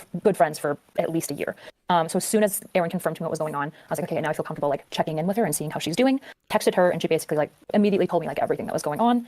And I was like, okay, holy shit. Now, despite this, Erudite says she'll be sticking by Destiny because she doesn't want to drop a friend she's known for so long, and she heavily believes in the rehabilitation process. She believes she can fix him, basically. In this case, she says that the regret and sympathy Destiny has shown is enough for her to stay friends with him. I think people are like, the biggest question people have is like, why I'm sticking around Destiny? And so I just want to like answer that question I think a little bit more extensively, which is if something else comes out about the leaks, which is like more pernicious or criminal, I was like, I probably won't, but I don't engage with friendships in the way that feels like people are kind of expecting me to, maybe in the public. I'm really staunch about like rehabilitation and like journeys and processes, which means that like if I have a friend who's done a bad thing, they're not like dead to me. I'm not just going to drop them immediately. I'm going to confront them, usually in a way that I think is most productive, particularly if they've done something that I think not just violates like my values, but their own values. This isn't the first time I've confronted Steven on different things, it's just the biggest thing that I've confronted him on. Now, she still says that she knows what he did was wrong and he did a piece of shit move, but I don't know, to me it seems like she doesn't think it's that wrong. If, I don't know, she makes this weird delineation in the interview between like, oh, well, on one hand, if he had unconsensually recorded someone, that would be just absolutely foul. But if he didn't unconsensually record someone, but he did unconsensually send it to someone else, then that's not as bad. And, you know, I guess you could argue that they're, you know, not the same exact act and one is worse than the other. But to me, it's like they're both bad enough that just fuck it all, right? Like it's over. Steven does bad things. Steven was a piece of shit. He was negligent in this situation, right? He wasn't trying to hurt anyone, but he should have known better, and he does know better. And the rest of the interview is me going through the DMs that were shown by Sunday, and Erudite showing more text of her showing concern for Pixie instead of the previously thought sentiment that she was sort of trying to cover for Destiny. It seems that Straighterade was the one who started accusing Erudite of being sneaky about this in the first place, and that for the most part, Pixie had been fine with everything that Erudite did. Do you have any comment on that Straighterade DM? It really sucks. Like I thought I was friends with Straighterade, so super sucks to know that she's just like thinking I've been sneaky the whole time. I don't know. Secret memes, what Lauren is talking about, which I was going to use as an argument about anyone saying that I leaked our video for clout or whatever, because he has sent me super damning shit that I could release and cause ultimate chaos. Yeah, it's but he does often secretly record stuff. So I'm assuming he sent something to Lauren and she's now using it as ammo. And this is in regards to Lauren De Laguna. But if she releases it, then can she get in trouble? She says, not gonna lie, it's kind of icky. I thought so when I found out too, but I'm biased, honestly, that I chose to ignore it and pretend it's fine. She then says it's sex audio, and she says, yeah, I know he sent me some with orbiters, and their sexual dirty talk tone is enough to cause drama. Like, you know who it is. I'm not too sure, to be honest. I know there was one person who he did not ask for consent. So she is claiming that he didn't ask for consent as well. This is another person. So as the third day of the allegations rolled around, this is really when the wheels start falling off even more and things start getting even worse. By now, almost everyone that knew anything about Destiny had seen the condemning leaks, and a lot of his so-called orbiters or collaborators, whatever you want to call them, would start making statements. Pisco, who's a longtime friend and collaborator of Destiny, he's a guy who Dodo donates $2. It's hard to think of a worse candidate than Tulsi Gabbard for Director of National Intelligence. Like Jimmy Dore would be worse candidate. Maybe not even, but don't worry, Dr. Avi says none of the crazy cabinet picks will get through. I think there's a lower likelihood of Tulsi or RFK Jr. getting through, but it's not zero. So I think if I had to bet money, I'd say they probably aren't going to get through, but yeah, it's not zero. Thanks for the donation, Dodo. Who I met also when I went down to the election stream. Seemed like a nice dude. Don't know much about him beyond that, but seemed like a nice guy. He decided to end the New York City content initiative he'd been working on with Destiny and basically cut ties with him. We're closing the New York content. I think it's important also that you know that, my genuine thoughts on the underlying conduct. Now that we've sort of steadied the ship of the content a little bit, we've done communications, we've been behind the scenes making sure that things just don't collapse into nothing. My friendship with Steven is well known. I generally, liked him a lot. Still, viewed him as a friend, and obviously it's tough, but what occurred and what I've seen is completely and totally unacceptable and horrible. Are you still working with Destiny? No, not at this time, no. Now, Destiny then started making some interesting statements in his chat, starting with claiming that he was not the only person here, and there were like 20 other streamers who had done the same thing. And he then accused the people filing lawsuits against him as money-driven, accusing them of seeking financial gain, which was interpreted by many as victim blaming, and I don't think that's a horrible way to view it. He also kind of downplayed his actions, saying his only crime was being too much of a gooner in 2023 and earlier, and it's like, dude, that's like 2 years ago. Like that's not that long ago. Like, it's not like it was like 15 years ago, 5 years ago, even. Like this was like within the last calendar year and a half, right? But the beginning of 2025, 2023 was 13 months ago, but whatever. Pixie ended up responding to this on Twitter, and oh my god, that's hilarious. She said, to all the people claiming that I only cared about personal profit and that Destiny tried to make things right, here's some DMs between Destiny and a close friend of his. Destiny knew about these DMs and never got back to me. And she links some messages here. And these are messages regarding Erudite. And Pixie said, I don't think if Steven faces consequences, he will change and he will do this again. If he wants, he can donate the money to some charity or organization. I just think that other than jail, or even more than jail from the studies I've read, money is the strongest reinforcer and losing it is the strongest punishment. I do not believe he will stop his actions unless he faces some level of punishment. And in the next DM to Erudite, she said, yeah, I'm not even sure about the specifics regarding money and or punishment. I believe in rehabilitation, but part of rehabilitation is penance. The person understands what they did is wrong, takes corrective course of actions to help pay penance to the victims and do right by them. I just want to know if Steven agrees with this and is willing to figure out what this means to both of us in a manner that makes sense to both of us. I don't want to cause unnecessary harm or suffering to him. I want to know he will never do this again, and I think this would be the most effective method of doing so, or jail, but I don't want Steven to go through criminal court because 1, our justice system is horrible, getting people to change their behavior, and 2, I feel like it would be overkill on my part. Yeah, she is a manipulative liar. She's sharing these DMs from before the allegations went public, trying to show that she was never, trying to basically like suicide bait him. She wasn't trying to just profit off of him. The goal is to, get him to not do something like this again. That's her stated goal. No, she's suicide baiting him. Now, Destiny would continue talking in his offline chat with several statements, most infamously saying, if I need to go on a sex offender list, I'm taking like 20 other streamers with me. Okay, lol. So I guess the implication here is that 20 other streamers have done this. I don't know who they are, but that seems pretty bad. If this is true, like, who are they? He also then said, also, regardless of anyone simping for me or attacking me or whatever in here, if any of you are ever defending sending material to people without their explicit consent or anything like that, I'm banning you. Don't end up defending retarded shit just because you're defending your streamer fan or anything like that. So here he's seemingly saying that you shouldn't be defending the thing that he is most strongly accused of. Now, sifting through more Discord DMs, people have also pointed out during a conversation with Straight Raid, she said, you didn't even leak it at all. You distributed it non-consensually, to which Destiny said, yeah, I know. Which, like, I mean, it's what stronger confirmation do you need? I mean, why is it always the soft, intellectual, leftist/feminist/Marxist kind of guys who end up having the most skeletons in their closet regarding women?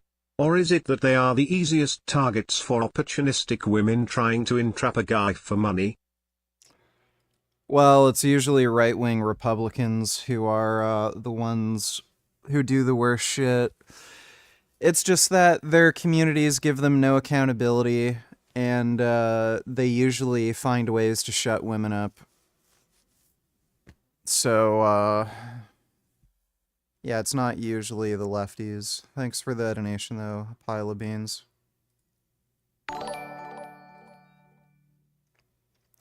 Dodo $8 was his name Magic Johnson, reference to his penis. In the 1990s, an HIV drug was part of a fascinating and I don't think so. Thanks for the donation, though, dude. Dodo. You should react to this. It was surprisingly good. But when a child dies of leukemia, could there be a purpose to it? Yeah, I can't watch that, dude. It's copyrighted. Thanks for the donation, Cocksnoker. baffling chemical mystery. Abbott Pharmaceuticals launched ritonavir in 1996. It was life-saving. 75,000 people were on it. Magic Johnson was on it. It was a miracle drug. Until June of 1998, when a batch of the drug failed its quality control tests. If you cut a capsule open, you were supposed to get a gel, but instead, they were getting a white paste. So the scientists at Abbott put this paste under the microscope and saw these sharp, needle-like crystals that they had never seen before. They did a bunch of chemistry and realized that these crystals were in fact the drug. This was ritonavir, but it was behaving completely differently than ever before. Now this is bad because solid crystals of ritonavir are completely useless. They cannot dissolve in water, so they don't get into your bloodstream. So even though the crystals are chemically identical to the ritonavir of the past, they were basically not the drug anymore. And then things got much, much worse. After the first batch failed, that production facility could no longer make the original drug anymore. Every other batch also failed. And then things got much, much worse. After analyzing the crystals in the lab, that lab couldn't produce the original drug. Have you seen the Jubilee video? 1 atheist versus 25 Christians. But when a child dies of leukemia... Yes, somebody literally just sent me that. I can't watch Jubilee videos on stream. It gets copyright blocked. Thanks for the donation, dude. Anymore either. So the company sent some scientists over to Italy, where they had another production facility, to see what the US folks were doing wrong. And that's when things got much, much worse. A few weeks after that visit, the Italian facility couldn't make the original drug anymore either. It seemed almost as if there was some sort of failure virus attaching itself to company scientists and infecting whatever lab or facility they happened to visit. It turns out that what was happening was this. This is charcoal. It's mostly carbon and it burns really well. You know it burns really well. I'm not going to light this on fire in my basement just to prove it to you. And recently, Joe Hansen asked if I wanted to burn a different form of carbon, a diamond. Obviously, yes. If you want to burn a bunch of diamonds, you can't just heat them up with a Bunsen burner. You also need to run a stream of pure oxygen over them while you heat them up. So both of these are carbon, but they have extremely different properties because the carbon atoms in each of these substances are bonded to each other in completely different ways. Molecules of a drug can do the same kind of thing. The exact same molecule can form multiple different crystal structures, and that can give you different properties, solubilities, melting points, even different colors. Chemists call different crystal structures of the same molecule polymorphs. This is one polymorph of chocolate. This is another, or at least it was until it melted all over my hand. This one is better because it's shiny, it doesn't melt in my hand, and it has a satisfying snap to it. These crystals that the Abbott scientists saw under the microscope were a totally new, never-before-seen polymorph of ritonavir that the scientists called Form 2. Now, when you make a drug, you usually make it in solution. And when it is dissolved in a liquid, there's no Form 1, there's no Form 2, there's no polymorph, none of that stuff. It is just the drug in solution. But to purify the drug, you need to get it out of solution while leaving all the stuff you don't want behind in solution. And the classic way to do that is called crystallization. This is a sodium acetate solution. It's actually a supersaturated sodium acetate solution, which means there is more sodium acetate dissolved in this water than this water can dissolve. That sounds impossible by definition, but actually it happens all the time. What I did to make this was I heated up the water, which increases the amount of sodium acetate that it can dissolve. Then I dissolved that larger amount of sodium acetate in the water, and then I let it cool to room temperature so that I can do this again. Now, you've seen this before. What we were looking at here is crystallization. When you add a seed crystal, you are giving the molecules in solution a surface that is already in its crystal form that they can snap to. And as more and more of them snap to it, that surface grows and grows and grows until everything that can come out of solution has. The seed crystal that you add is a specific polymorph, and molecules come out of solution by snapping to that specific polymorph. So in theory, you should get back whatever you add. Add a seed crystal of Form 1, you should get back crystals of Form 1. Add a seed crystal of Form 2, you should get back crystals of Form 2. That is how it's supposed to work, and that's mostly how it does work in chemistry. But every time the Abbott scientists tried crystallizing Form 1, they always got at least some Form 2. Make ritonavir in solution and evaporate off the solvent, they got Form 2. Use a Form 1 seed crystal to try and crystallize Form 1, they still got Form 2. Use your lucky Erlenmeyer flask while wearing Victory Red underwear, still Form 2! But where did Form 2 come from in the first place? This is a reference to the television show The Office. Amazingly, it probably resulted from something called heterogeneous nucleation. This is a supersaturated sodium acetate solution, and you already know what happens if I add a seed crystal of sodium acetate. But what if I instead add a seed crystal of sodium chloride table salt? Let's find out. It worked! Oh my god, I can't believe that. That was awesome. This is heterogeneous nucleation, when crystallization of chemical A is caused by a seed crystal of chemical B. Now let's try menthol. That time it really worked. That is incredible. The crystal sat on top and then it nucleated from there. Sucrose. Wow, look at that, nothing. This chemical is a degradation product of ritonavir, and when the Abbott scientists added it to a supersaturated solution of ritonavir, they got Form 2. That was a drum roll. So the first crystal of Form 2 was seeded by this chemical, and then the Abbott scientists brought it back into their analysis lab. What happened next? We are not exactly sure. Maybe they ground it up in a mortar and pestle, maybe they filtered it through a Buchner funnel, maybe they did something else that would have aerosolized sub-microscopic seed crystals, which might then have gotten sucked up by the HVAC system, spread throughout the entire building, and attached themselves to people's clothes, hair, and skin. And then, when those same people traveled to Italy, maybe those Weird. Oh man, that's crazy. seed crystals fell off into the production lines, and that's what caused the Italy plant to fail. And at that point, Abbott was stuck with Form 2, because it turns out that Form 2 is actually more stable than Form 1. But if that's the case, why didn't Form 2 come out of solution first? Like, why didn't the original synthesis of ritonavir produce the more stable Form 2? Well, a German chemist asked this very same question around the turn of the 20th century. Wilhelm Ostwald noticed this weird trend that the least stable polymorph would crystallize out of solution first. Energy diagram. Ritonavir in solution, two different polymorphs, Form 1, Form 2. These little humps right here, this is the activation energy. It's the energy you need to spend to get from ritonavir in solution to either polymorph. And as you can see, the activation energy here is lower, so it's way more accessible to get to Form 1. And the reason for that is because Form 1 is closer in energy to the ritonavir in solution. That is Ostwald's rule. Now here's the thing. The activation energy over here is way higher, so you could go months, years even, never getting to Form 2, even though it's more stable than Form 1, because the activation energy is so high. But a seed crystal dramatically lowers the activation energy. Now, it's way lower than Form 1, so you're going to go all the way down to here. Form 2, it's the more stable form, and you are stuck with this. Once Form 2 is there. It's ready to seed any solution of ritonavir. This is not the first time that one polymorph has completely replaced another. It has happened before. In one case, scientists prepared polymorph of a compound called benzocaine picrate. They then prepared a second polymorph by heating up the first one. After they prepared the second polymorph, they could no longer prepare the first one. So they cleaned the entire lab thoroughly, destroyed all samples of the second polymorph, waited about 10 days, and then tried again. And it worked. In another case, scientists were working with a polymorph of N4-methylbenzylidine 4-methylaniline when it disappeared. They happened to be switching to a new lab a few miles away, so they hired a new student. By phone, prohibited her from ever coming to their old lab or meeting anyone who had worked in their old lab, told her to buy all new glassware and try and make the old polymorph in the new lab. She successfully did. In my favorite case, scientists actually sprinkled some powder of a new polymorph onto an old one and then watched as the old one transformed into the new one within minutes. Imagine sprinkling some diamond dust on some graphite, and then the graphite slowly turns to diamonds. That is how crazy that is. Now, these were small, isolated incidents, but ritonavir was a big deal, especially to the 75,000 people who were on it. Could have easily been life or death for them. Now, luckily, Abbott had a liquid formulation, but that tasted terrible, so after a lot of work, Abbott finally was able to make an amorphous version of ritonavir, which is still on the market today. It's actually used as a booster for other antivirals. For example, it's in Paxlovid. Now, drug companies try and avoid this whole situation by doing extensive polymorph screening. They try and find every possible polymorph of a compound before it goes to market. But there's never any... That's interesting. I mean, there's seemingly no DM where he outright denies that he did this. I mean, maybe, once again, there's some missing puzzle piece that I'm missing. And if that is the case, obviously this video is going to be totally shit and out of date at the very least. And I would be more than willing to make that, public, his new response, and show that he never did this in the first place. But realistically speaking, like, Erudite said that he did this. Pixie said that he did this. Destiny seemingly is acknowledging that he did this, and all the messages. So unless there's some, like, grand conspiracy, against him, there's basically, like, two outcomes, which is one, that he did it, which is the most likely. And secondly, he didn't do it, and he is having, like, a schizophrenic meltdown or something like that, and is just, like, unable to directly deny the allegations. Like, I don't even know. It's over. Now, safe to say, Destiny's made his fair share of detractors over the years as well. And after the situation came out, a lot of them started gloating about it on Twitter, as you can imagine. One of them being Anna Kasparian. She said, just bumping this up from last summer, given the allegations he's facing, wonder if he still feels this way in regards to Destiny shit-talking her a little while ago. Now, Sneeko also reacted to it on stream, and he had a very favorable reaction, of course. I did a stream 2 years ago debating feminism. Destiny was sitting right here, swiping on Grindr, mind you, that's not a joke, he was sitting here swiping on Grindr while he brought two feminists to sit there and debate me. Pixie and the other girl. I don't remember her, I'm not trying to be disrespectful, I don't. Pixie and the goth chick. And now, allegedly, apparently, they're suing him for leaking nudes of them. But I'm the misogynist. How the tables... I hate this guy. Turn!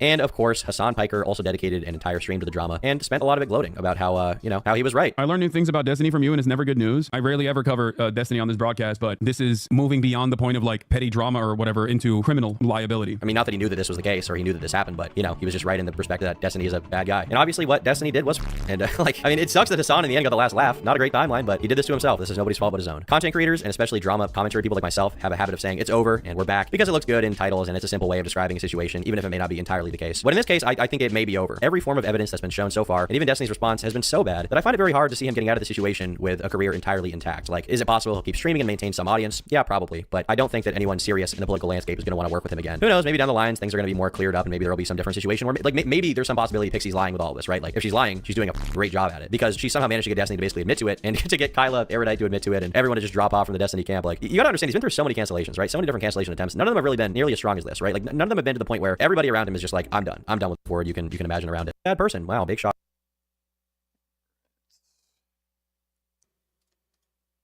This one's an hour 48. I don't think we'll bother watching that one.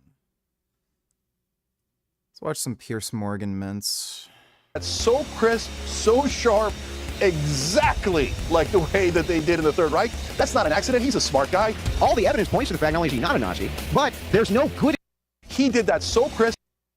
There's no timestamps. A right-wing bitch.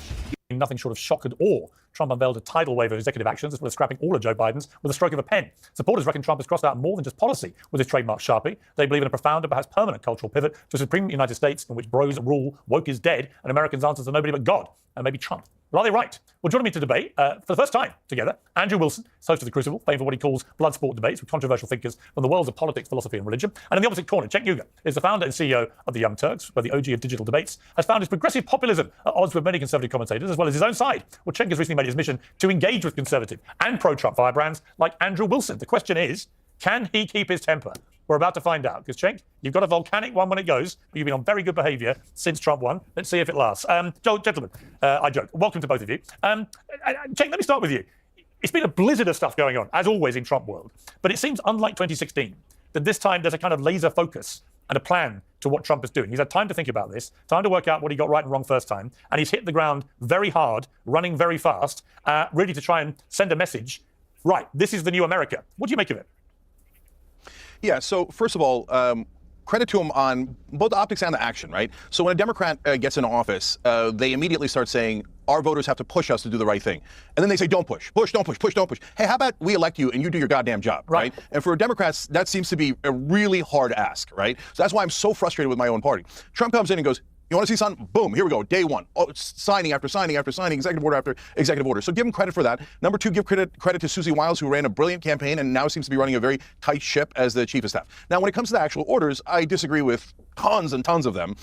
Some of them are expected. We're getting out of the Paris Climate Treaty, which is a disaster for us to get out of. But once Trump's elected, that's fait accompli. So it's not like you should be overly surprised by that. The pardons of the violent criminals on January 6th is unacceptable, except for the fact that it was super obvious that he was going to do it, right? And then when he gets to the absurdities like taking away birthright citizenship, I think he does that as kind of a squirrel to distract people and get everybody to focus on that while he passes everything else, because that has no chance. That's wildly unconstitutional. And by the way, I would hope that MAGA would realize things that are unconstitutional and go, wait, we're supposed to love this document. I can't have you going outside the Constitution and outside the law. Okay, Andrew, your response. Yeah, so there's a whole bunch of problems here. So the first problem is these were not violent criminals who were released. These were political prisoners who were released. What happened is there was no fair application of the law whatsoever. These guys were being tried in D.C. There was a political witch hunt. We have more evidence every single day which provides. I don't know if I can handle this, dude. Oh, he's still lying about it. Ugh. Like they pleaded guilty.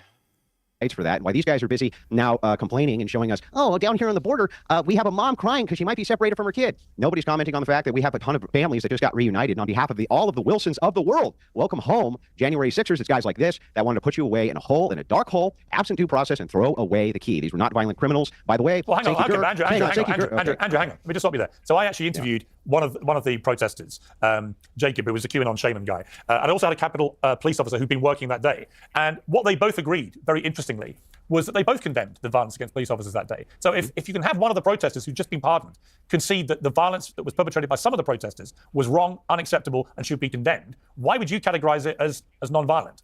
Well, I didn't categorize it as non-violent. I said these are not violent criminals, which is how it's being framed. If you're perpetrating violence against police officers, because what? How many? A few? A couple? This guy on May 30th of 2020, the White House was under siege. It was attacked. Over 100 Secret Service agents injured. We had they were burning down stations. This guy said, oh, well, Trump had to go hide out in his bunker. Can you imagine if the roles were reversed and Donald Trump came out and was like, oh, AOC had to go hide. Oh, these politicians had to go hide. He doesn't care about political violence. The left doesn't care about political violence at all. They'll use it when it's expedient for them. They always do. Pointing to a couple of bad actors at this thing and saying all of them have to be thrown away. And, you know.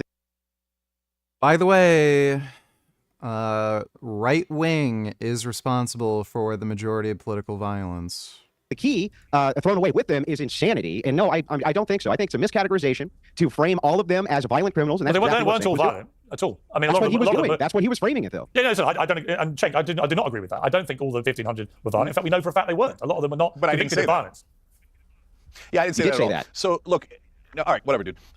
So on the Young Turks, we've been super clear about this. And as always, we're the one guys setting people who are fair. You'll see both sides do all this extreme stuff like Andrew's doing. So first of all, the people who went to the speech of Donald Trump, a lot of times they get thrown into this. And I have always said, no, that's not fair. They didn't go down to the Capitol. For the people who went to the Capitol, it's an obvious crime to break into the Capitol. And why were they doing that? They were trying to overturn the results of the election. So you could blah, blah, blah on all your talking points, but it's absurdity.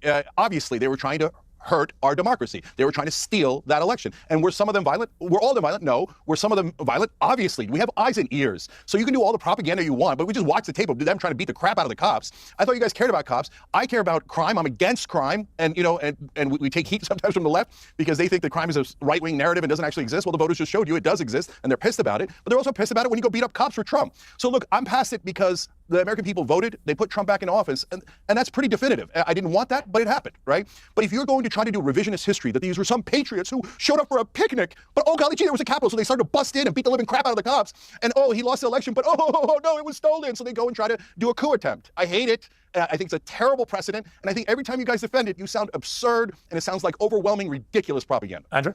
Yeah, what it's about is a fair application of law. And there's not been fair application of law here. Cenk himself cannot even do fair application of law. At the same time, he says, oh, you're trying to coup and overthrow the democracy. It's exactly what happened May 30th when they were attacking the White House. They were attacking Secret Service agents. They wanted to get in there. And all he could do was whine about how Trump had to get sent to a bunker. Where was his outrage about the coup d'etat? Where was he when Black Lives Matter was burning down cities? Was no coup on May 30th. He was saying instead, Cenk didn't interrupt you once. Do you think he calmed down for me? So anyway, what's going on, very simply, is that he has the revisionist history. While at the same time, the Democrats are saying, you got to stay home and stay masked up. They're telling other people, So, by the way, this is just plain and simple whataboutism. It has nothing to do whether, you know, the January 6 rioters did anything wrong. He's just talking about whataboutism. go outside, burn down cities, make Chaz chop, a nice free independent zone. I don't know how you could say that that's anything other than an insurrection to say that this is now no longer part of the United States government, have your own armed militia there, the entire 9 yards, May 30th, they attack, and this guy says nothing. Suddenly, J6, though, oh my God, they're violent extremists, they're going to overthrow democracy. It's all nonsense. It's not fairly applied. He's never fairly applied it. The laws has never been fairly applied to the J6ers. They were tried in D.C., not in front of impartial juries. And here's how our law works. Our law works like this. 1,000 walk free, so one guilty person doesn't spend a day in prison. That is the precedent for our law. That's why they got pardoned, and it's exactly why they should have. Yeah, and Andrew, on the ending the birthright citizenship, hang on, Jack, I'll come to you in a moment. Response. On what Jack mentioned also about the ending the birthright citizenship is one of the executive orders. Do you think Trump intends to do that? Because it seems to me he's already won the debate about illegal immigrants who are here are criminals in America. Yep. Everyone pretty much agrees they should be sent back, including the million who've already been processed but haven't been deported yet. So all of that seems to be very popular, but there is a lot of anger about the idea that you may end what seems to be a very American thing, the very ethos of the country, this birthright citizenship. What do you feel? It's a very un-American thing. The 14th, or I'm sorry, this was never, by the way, never set up so that people could come in, have a baby, and then anchor themselves to the child. And that's what's been going on. It's been going on for years. We know it's been going on for years. This was designed for things like for immigrants who came in legally. They have children here. Of course, those are United States citizens. Nobody's disputing that. What we're disputing is that you can just come in illegally, have a child on American soil, and then try to anchor yourself to that child. That is not in the spirit of what we're even talking about. Of course, Trump wants to end it. It's bad policy across the board. It's always been bad policy across the board. And I hope the Supreme Court, it gets challenged by the Supreme Court so we can get it in front of them so that they can interpret it correctly, because that's not the way this is supposed to be applied. Jay? Yeah, so first let me address what he said, and I'll come back to this. So look, guys, what happened on May 30th was nothing but a protest. But if they attack Secret Service guys, then they should be arrested. That's a violent crime. I'm principled on both of those things. And in Portland, when they took over a portion of the city, I was against it. Like, well, that's not a thing. You don't get to take over a portion of a city. I was against it when gangs took over apartment complexes and buildings in Colorado. So if Trump stays with things that the American people are in favor of, getting rid of the violent felons that are undocumented here, that's going to be very popular, whether the left likes it or doesn't like it, right? But when he goes too far and he goes to things like birthright citizenship, then people are going to push back. And that's when it gets interesting. Is Trump going to double down and go, no, I'm going to, go to demagogue on this and get you people to hate, foreigners coming in, et cetera. And I don't care what the Constitution says, and we're going to change the way America is, and you're no longer an American if you're born here. We're going to judge you based on, where you're from, et cetera. That'll be very unpopular. Does he dig in, or does he, as he does sometimes, go, man, you know what, I gave it a shot, didn't work, and retract? I hope that that's the direction he goes, because this whole, look, brother, if you have a problem with a part of the Constitution, you need to go through the right process. You need to go and do an amendment. Like, I want to do an amendment to get money out of politics. But when Biden was in office, I didn't think he should just come in and go, forget what the Supreme Court said, forget what the Constitution said, let's go nuts and do whatever the hell we want. That's not how it works. Well, gee, I never thought about that. I didn't know that we were supposed to go through a process of law for these things, which is exactly what Trump is doing via his executive order, which then hopefully will get it in front of the Supreme Court. That's what the plan is. That's not a process of law. By the way, just so you know, the interpretation of this, that's what we're really talking about, is the interpretation. Ultimately here, it is not, and you need to agree with me on this, it is not in the spirit that you can come in and have a child here and anchor yourself to the child specifically so that you have some pathway or motivation. Gray Knight donated $2, considering on getting this hat, debating on whether I want it in black or red.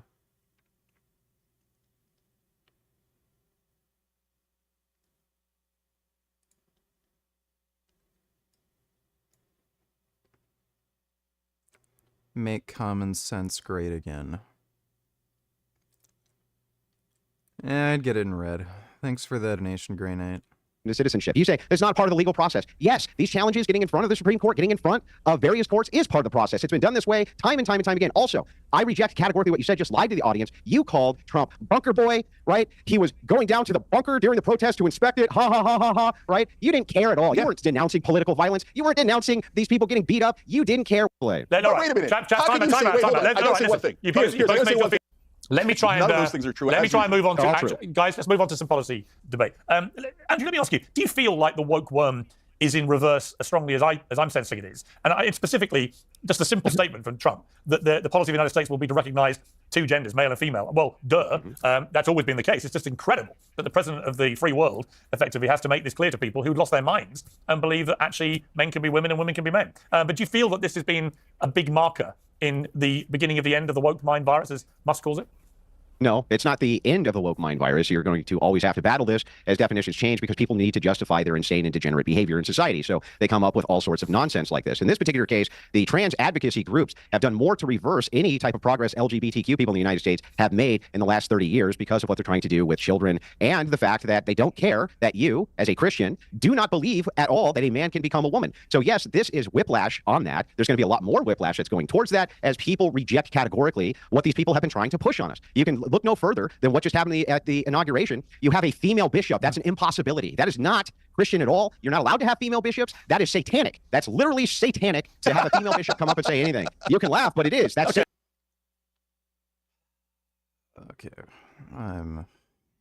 For the recent Destiny allegations, essentially a girl named Pixie who was in his orbit for quite some I have a big gap between my pecs like you. Will this limit my strength? I have no idea. time, decided to make an allegation saying that he spread pictures of her unconsensually, pictures of her, you know, pictures and videos that are not, with, you know, not safe for work stuff. And, and she's also apparently filing a lawsuit against him and raising November. And, I got a lot of shit for that, and fair enough. You know, he said a lot of crazy shit. Don't really blame people for that. But there's a new in my past 5 years. that energy, you know? Yeah. That's what she said. But, you know, she wasn't really getting into the meat of it, right? We have a lot of people talking about it here and saying how everybody focused on the whole Destiny sucking dick, and barely anyone talks about this. If Destiny actually leaked all this himself, dude should be in jail, period. Now, to be clear, what they're talking about here is not the idea that Destiny leaked the video of him sucking a dick, but instead the idea that he was sending around nudes of other people with himself to others, and there was no consent behind that, basically. That's when it got leaked. That's why there were all the videos of him with other people, right? Because those people didn't apparently consent to it, is the allegation being made. So, these rumors have been floating around behind the scenes for quite a while. You know, obviously I've heard of it. Obviously I've caught wind of it. Obviously I have seen the Kiwi Farms post about it, people speculating, trying to figure out what's happening. But the reason why I wasn't talking about it is because I was under the impression that the main victim of this happening did not want it to be talked about, did not want it to be discussed whatsoever. In Castlevania, one of the most reoccurring questions that comes up during discussion is who the strongest Belmont clan member is. The first, chronologically, Leon is the perfect basis for our power scaling, a skilled knight of the Crusades and the first to wield the vampire killer whip. His accomplishments are very impressive, but compared to his descendants that actually fought Dracula, we can see how much his bloodline needed to grow. Christopher and Simon defeated Dracula twice in their lifetimes, although Simon's second time around was more elder abuse than anything. And his grandson Juice didn't fight him at all, technically. Trevor faced him at full power, but couldn't do it alone, of course. So the real fight here is between Richter and Julius, the last two members of their lineage in recorded history, both named the strongest, with the memories of all of their ancestors' souls literally inside the whip. There's a case for either, but Julius truly did what no one else could: defeat Dracula at the height of his power, allowing him to be sealed away for eternity. But who do you think the strongest And ultimately, it is the victim's choice. It's their story, whether it wants to be talked about or not. But now the apparent victim is talking about this, so now everybody can talk about it, apparently. So here's what's happening. This girl, Pixie, is now tweeting about it. I met Pixie when I went down to Florida, to Miami, to do the election stream. She was there, and she is like a friend of Destiny, or was rather a friend of Destiny and Orbiter. She would go on streams all the time. I think she was on panels way back in the day. Eventually, I believe she moved to Miami to essentially work with Destiny and be on his podcast and stuff, and she appeared on the election stream. So this is it. So I was here on all the streams that I went on with him. Anders, to start today's video, we first have to clear up some misinformation. After my previous video, lots of people left me comments saying, Jake, you're wrong about Trump. He just cut off all military aid to Ukraine. This is the headline: Rubio halts most foreign aid, including Ukraine assistance, according to Politico. There's a difference between foreign aid and military aid, and U.S. military aid to Ukraine continues despite Trump's 90-day foreign assistance freeze. If you don't believe me, believe President Zelensky. Weapons keep flowing to Ukraine, thank God. Zelensky says after U.S. reportedly halts civilian aid. And this is open source intelligence. Anyone in the world can track these cargo planes. And the U.S. air bridge supporting Ukraine continued this weekend, with 3 fully loaded 747s departing the United States and arriving at the Polish border. We're almost a week into Trump's presidency, and the Russians desperately wanted 2 things. They wanted all sanctions on Russia lifted immediately, and they wanted all military aid to Ukraine to cease immediately. And neither of these things have happened. Donald Trump has this power to do both of those things for Russia, and he's choosing not to.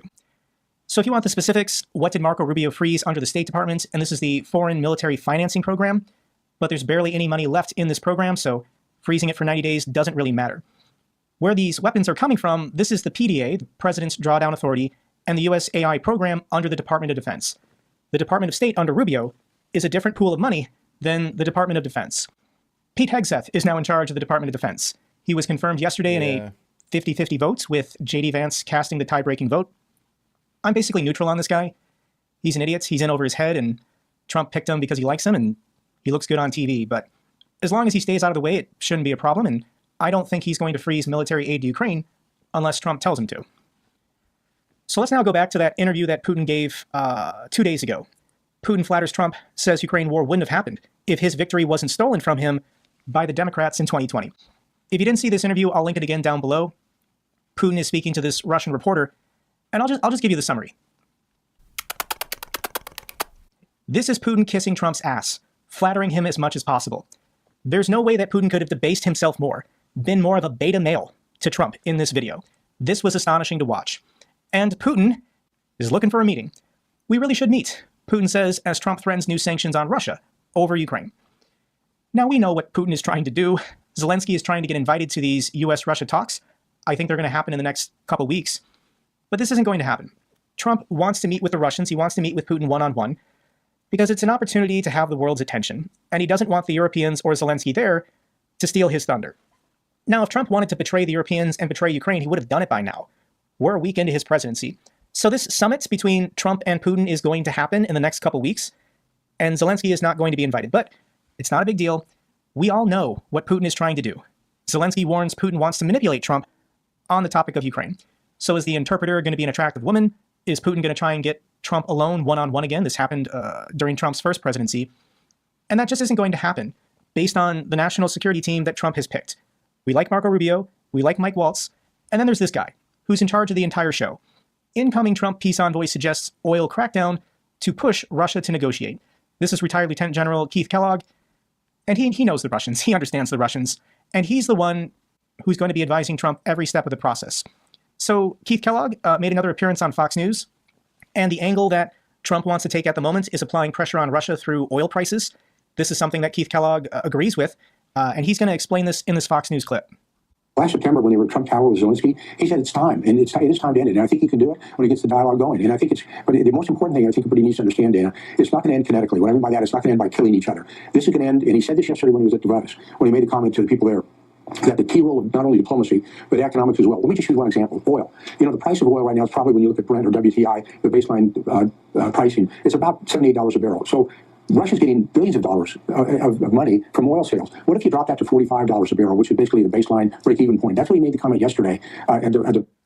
So this is Keith Kellogg saying this war is not going to end kinetically. We can't just give Ukraine more weapons and expect for them to overpower the Russians. We need an economic collapse of Russia, or the threat of an economic collapse, to make the Russians stop this war. And Trump really likes this idea of lowering oil prices because that would make him more popular here at home in the United States. And once again, Trump is repeating this message every single day. Stop it. Now, one way to stop it quickly is for OPEC to stop making so much money and to drop the price of oil, because they have it nice and high. And if you have it high, that war's not going to end so easily. So OPEC ought to get on the ball, and they're going to drop the price of oil, and that war will stop right away. Now, I understand the price of oil and its fluctuations. I think the average American doesn't. This is the price of ICE Brent crude. It's currently at $78 a barrel. And $78 a barrel is not that high. If we go back to the summer of 2022, it was 120. 110 is high. You could even argue 100 is high, but 78 is actually pretty decent. And Trump saying that we need to get this back down to 45. That's where the price was almost 5 years ago. And I don't think that's going to happen. I don't think the price of oil is going to come down globally to $45 a barrel. But it could come down to 60. 60 could be possible if OPEC decides to pump more. Now, I don't understand why would OPEC do that. The purpose of OPEC is to make as much money as possible. But if Donald Trump has good relations with the Saudis, if there's something the Saudis want, some kind of security guarantee against Iran or weapon sales or something, I don't know, then yes, Saudi Arabia could increase production temporarily, lower the price of oil, where Russia can no longer pump at a profit. The Urals price of oil is cheaper than the global price. It has to be sold at a discount because it's a lower quality grade. But yeah, I mean, this is a plan, and I'd love to see Trump pursue this over the next couple months. This is a good thing. So what are the Russians saying now that Trump is threatening to go after their oil revenue, which is important to fund the war? And here is the Kremlin spokesperson, Dmitry Peskov, being asked if this is important to Russia. And he replies, no, this conflict does not depend on oil prices. This conflict is happening because of a danger to Russia's state security, of a danger to Russians who live on the known territories, and due to a complete refusal of Americans and Europeans to hear Russian security concerns.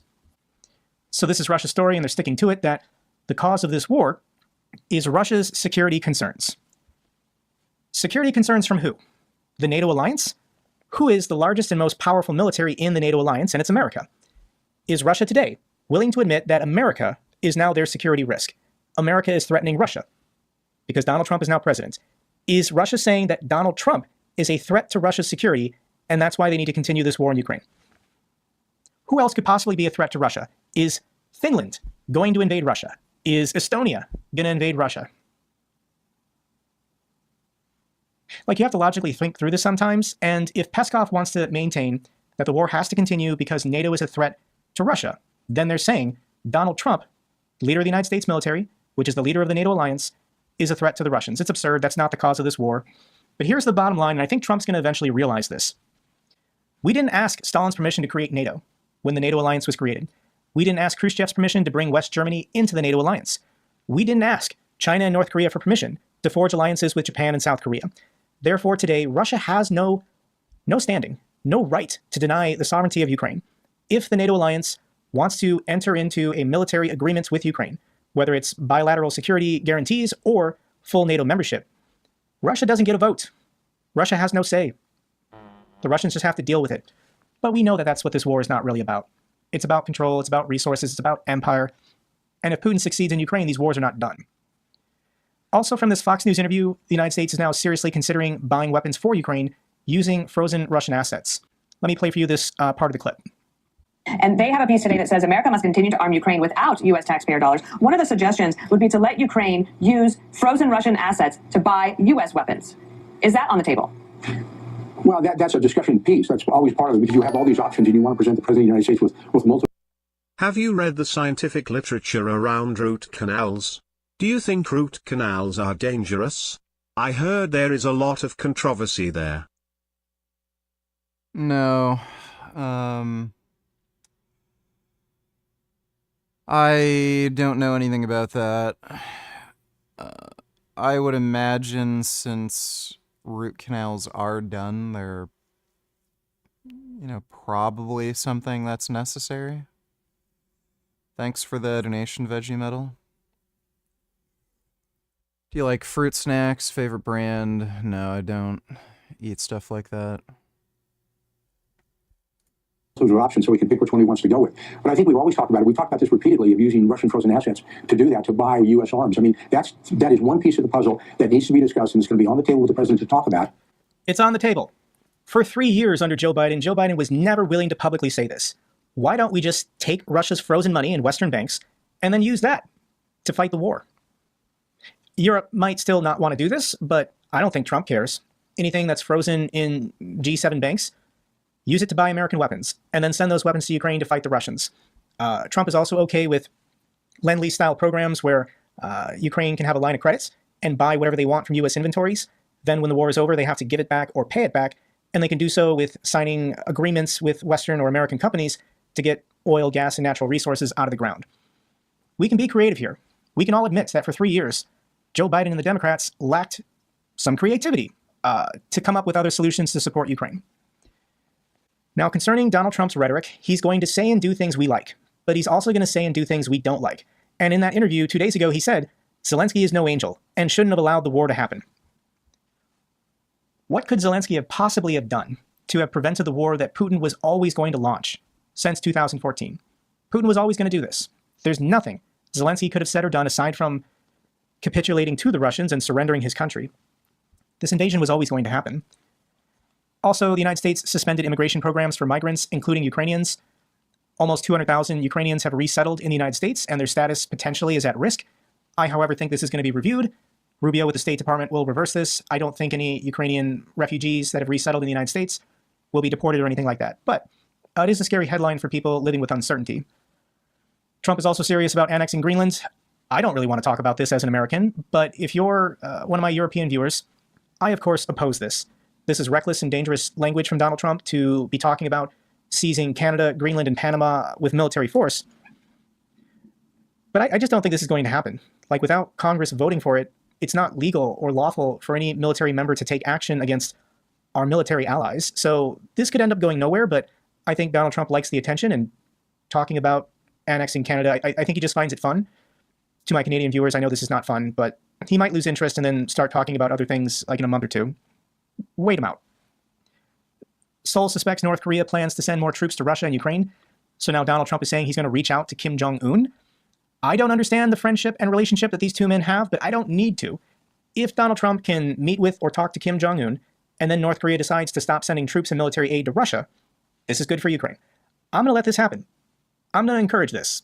It's weird, but I'm going to encourage it. Thank you, President Trump, for reaching out to the North Koreans. According to the Institute for the Study of War, Putin tells Russians to expect a long war. Behind closed doors, to his own people, this is what Putin is telling him. He's not looking to negotiate. He's not looking for peace talks. He's not looking to end these wars. He's looking to outlast the Western coalition. And he's hoping our will collapse before the Russian people collapse. But they got problems. This is Russia's central bank interest rate, currently holding at 21%. And there's something very bizarre happening concerning Russia's central bank chief. Russian state media is attacking her. This is a woman, I forget her name, Nabiullina. This is a woman who didn't even want the job. When Putin invaded Ukraine, she tried to quit and resign, and Putin forced her to stay in the job. And now, people like Solovyev are attacking her on TV every day because Russians are so upset about inflation and central interest bank rates being so high.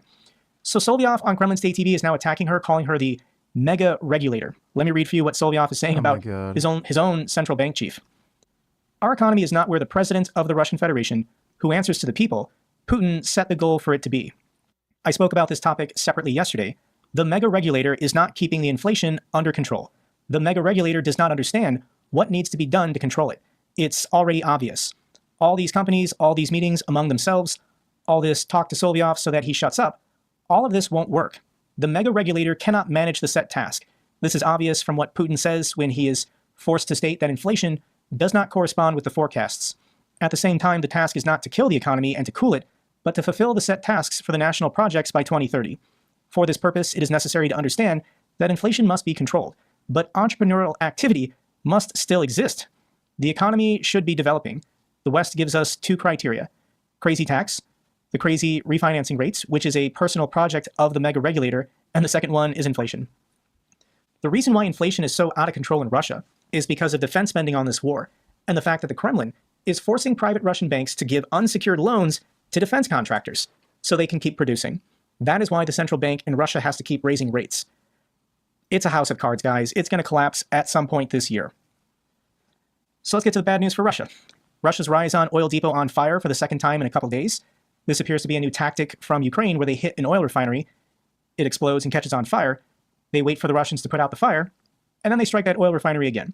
So this is where the Ryazan oil refinery is located, kind of southeast of Moscow.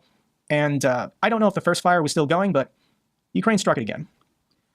Major Russian microchip factory halts production after Ukrainian drone strikes. This is a microchip factory that was targeted 2 or 3 days ago, and it was a victory. Ukraine struck it, and now Russia has to stop their assembly line process. Ukraine destroys undetectable Russian radar system in Zaporizhia. Anytime you get an air defense or a radar system, that's a huge win. If you want to see the video of it going boom, I'll link it down below.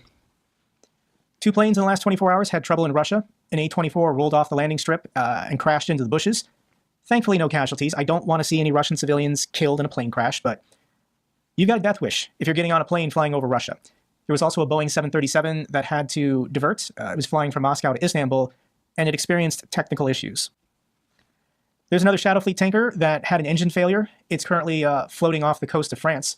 And yeah, it's another ecological bomb as the Russians continue sailing these Shadow Fleet tankers that are not being properly serviced or maintained.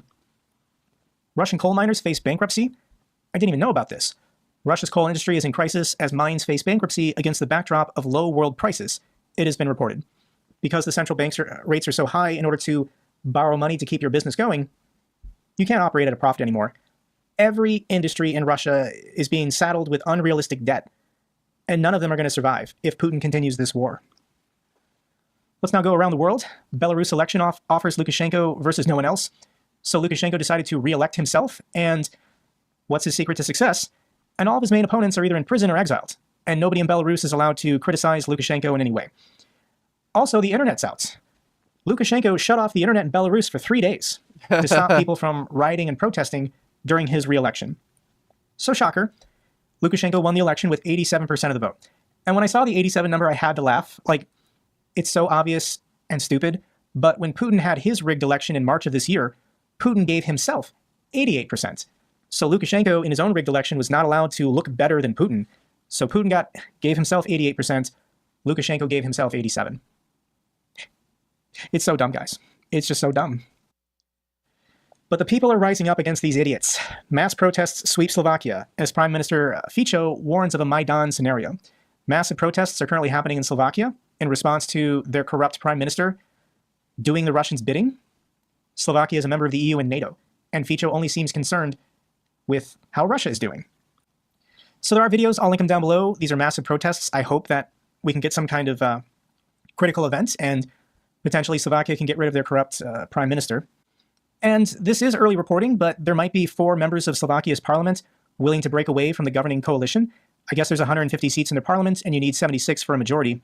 If these 4 defect, Fico's government will fall, and they'll have to have new elections. I also want to mention the protests happening in Serbia. This is Belgrade. Serbia, for centuries, has been an ally of the Russians, but Russia can't really help them anymore. I also want to mention there's still protesting happening every day in Georgia against their corrupt pro-Russian governments. So these are the people. These are the people living in Russia-friendly countries that want real democracy, they want a reduction in corruption, and they want real prosperity. This is the map. Russia is under pressure in Moldova. They're allies in Transnistria. They're under pressure in Slovakia, Serbia, and Georgia. If Ukraine can succeed, all of the pro-Russian governments will collapse, and then these people can have real democracy and real prosperity. Final clip I want to play for you guys is a Georgian protester. Well, Russia's getting fucked. That's always good news. The Assad family continually dominated Syria's government. The most serious challenge to the family's long rule over the country erupted in 2011, when protests evolved into revolution, which evolved into full-scale civil war. Then, after nearly a decade of brutal fighting throughout the country that claimed the lives of around 600,000 people and forced more than 6 million others to flee the country as refugees, the war entered into a tenuous ceasefire in 2020 that largely froze the front lines where they stood at the time, which left the Assad regime in control over most of the country's major cities and population centers. Then, over time, most of the world began moving on from the conflict in Syria, and after years had passed with the ceasefire generally holding steady, many began presuming that Assad, along with his Russian and Iranian supporters, had effectively won the war, or that Syria had become a frozen conflict. But then, 4 years into the ceasefire generally holding steady, it was suddenly shattered by a renewed rebel offensive against the government that began at the end of November in 2024. And to the complete shock of just about everybody, this renewed rebel offensive exposed the Assad regime in the country as an empty house of cards. And the Assad family's 54-year-long rule in the country was decisively overthrown in a matter of only 11 days. Since then, this sudden and unexpected collapse of such a long-lasting regime in such a strategically significant country has generated one of the 21st century's most substantial geopolitical earthquakes, the aftershocks of which will be felt far and wide throughout the world as the players on the Middle East chessboard recalibrate their moves and plays now that the board has shifted so dramatically. In particular, the collapse of the Assad regime in Syria will most catastrophically affect what were What mushrooms did I take to cure my depression? They were penis envy mushrooms. are his regime's two biggest international supporters, Iran and Russia, almost to the point of effectively checkmating both of their ambitions in the Middle Eastern theater permanently. And at the same time, Iran and Russia's enormous geopolitical losses in Syria will be matched by the enormous gains that will go to both Turkey and Israel, the two countries who were the Assad regime's biggest regional opponents. So to understand what the collapse of the Assad regime in Syria means for the future, and how it completely screws over both Iran and Russia, let's start with how it screws over Iran first, and then move on to how it screws over Russia next. First of all, the Assad regime's rule in Syria represented the linchpin in Iran's overall strategy for confronting their archenemy, the Israelis. Iran's revolutionary government has always been opposed to the existence of Israel and has been locked in a shadow war across the Middle East with Tel Aviv for decades. The Assads in Syria, though lacking Iran's particular ideology of Islamist revolutionary fervor, shared the exact same enemies as revolutionary Iran had: Israel, the United States, and Saddam Hussein's Iraq. This led to Syria under Assad family rule quickly aligning itself to the young Islamic Republic as a mutual bulwark against their shared enemies. Syria became the first Arab state to recognize Iran's new revolutionary government after 1979, and it was the only Middle Eastern state to openly support Iran during its brutal 8-year war against Saddam's Iraq throughout the 1980s. In the aftermath of that war, Syria and Iran remained mutually aligned against their shared enemy, Israel. And so, the Assads in Syria granted the Iranians open access to their country's territory in order to fly in arms, supplies, and advisors who were then able to travel into neighboring Lebanon, where they trained up and built an organization out of Lebanon's Shia Muslim community that eventually became known as Hezbollah. Syria's deep friendship with Iran and its space on the board made it an invaluable asset to Iran's strategy in confronting Israel, effectively serving as Iran's most important land bridge toward Iran's most important proxy force, Hezbollah in Lebanon. After the collapse of Saddam's anti-Iran and anti-Syria government in Iraq after 2003, Iran's logistical supply route to Hezbollah was even further opened up by land and air alike, enabling Iranian trucks escorted by friendly Shia paramilitaries in Iraq to travel continually through Iraqi territory and then friendly Syrian territory directly to Hezbollah in Lebanon. This was how, over a span of years across the late 2000s and the 2010s, Iran was able to arm and build up Hezbollah directly on Israel's northern border into a truly formidable fighting force, with an estimated 50,000 fighters and around 150,000 missiles and rockets by 2023, which earned Hezbollah the recognition of being the most heavily armed non-state actor in the entire world, and Iran's most valuable foreign asset.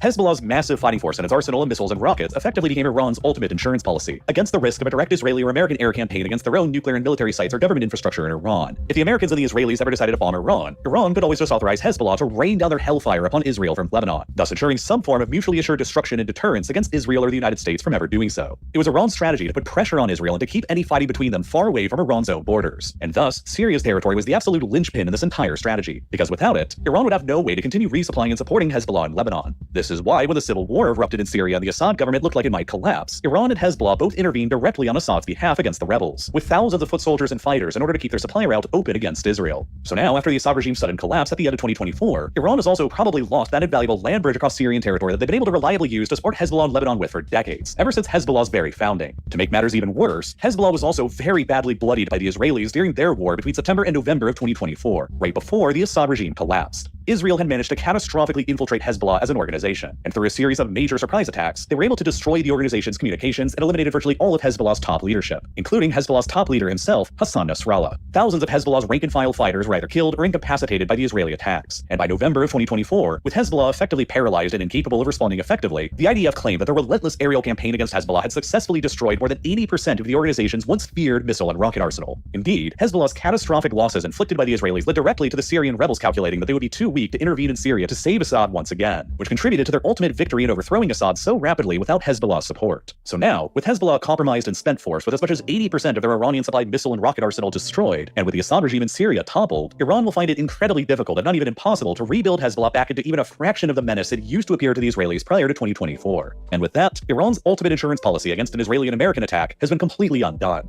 The loss of Assad in Syria also means that Iran has lost the only UN member state that was truly aligned to it in the Middle East. And with Hezbollah now crippled and firmly isolated from Iran, and with Hamas being increasingly destroyed in Gaza, Iran's entire strategy of putting pressure on Israel's borders and keeping the fight away from their own borders that they spent decades carefully putting into place was completely undone in only a matter of days. And then, to make matters still even worse for Iran and Hezbollah, the Israelis have taken steps since the fall of the Assad regime to increase their momentum and advantages even further. On the 8th of December, the very same day that the Assad regime was actively collapsing and Assad himself fled Syria to Russia, the IDF's ground forces seized on the opportunity and advanced for their positions in the Golan Heights to occupy the Purple Line, the UN-established buffer zone between the Israeli-occupied Golan Heights taken from Syria in 1967 and the rest of Syria that was established after the Yom Kippur War in 1974. Since the Syrian army withdrew from their side of the Purple Line as the Assad government was actively collapsing, the Israelis were able to seize control over it and some surrounding areas without even having to fire a shot. In total, the Israelis seized control over an area in Syria about 2/3 of the size of the Gaza Strip. And though it'll be universally rejected by the new Syrian government and by international law, and despite Israel insisting that the new occupation is only temporary, Israel will be very unlikely to ever give it up voluntarily because of how immensely strategically important it is for them. The most important part of the purple line that the Israelis took over in the advance was the Syrian side of the summit of Mount Hermon. At an elevation of 2,814 meters above sea level, it's the highest point anywhere in Syria and the highest geographical point in the region for 100 kilometers. By taking control of the mountain summit, Israel has opened up the ability to position their artillery there to be within striking range of the Syrian capital, Damascus, only about 40 kilometers away. Even more importantly, in the past, the towering height of Mount Hermon outside of Israel's control also created a significant blind spot in Israel's northern early warning radar defenses. Based on the summit of Mount Meron, at just 1,204 meters above sea level, the highest elevated point anywhere within Israel's internationally recognized borders, these radar systems struggle to see anything beyond the towering height of Mount Hermon about 60 kilometers away, which stands over 1,600 meters higher up in elevation than Mount Meron does.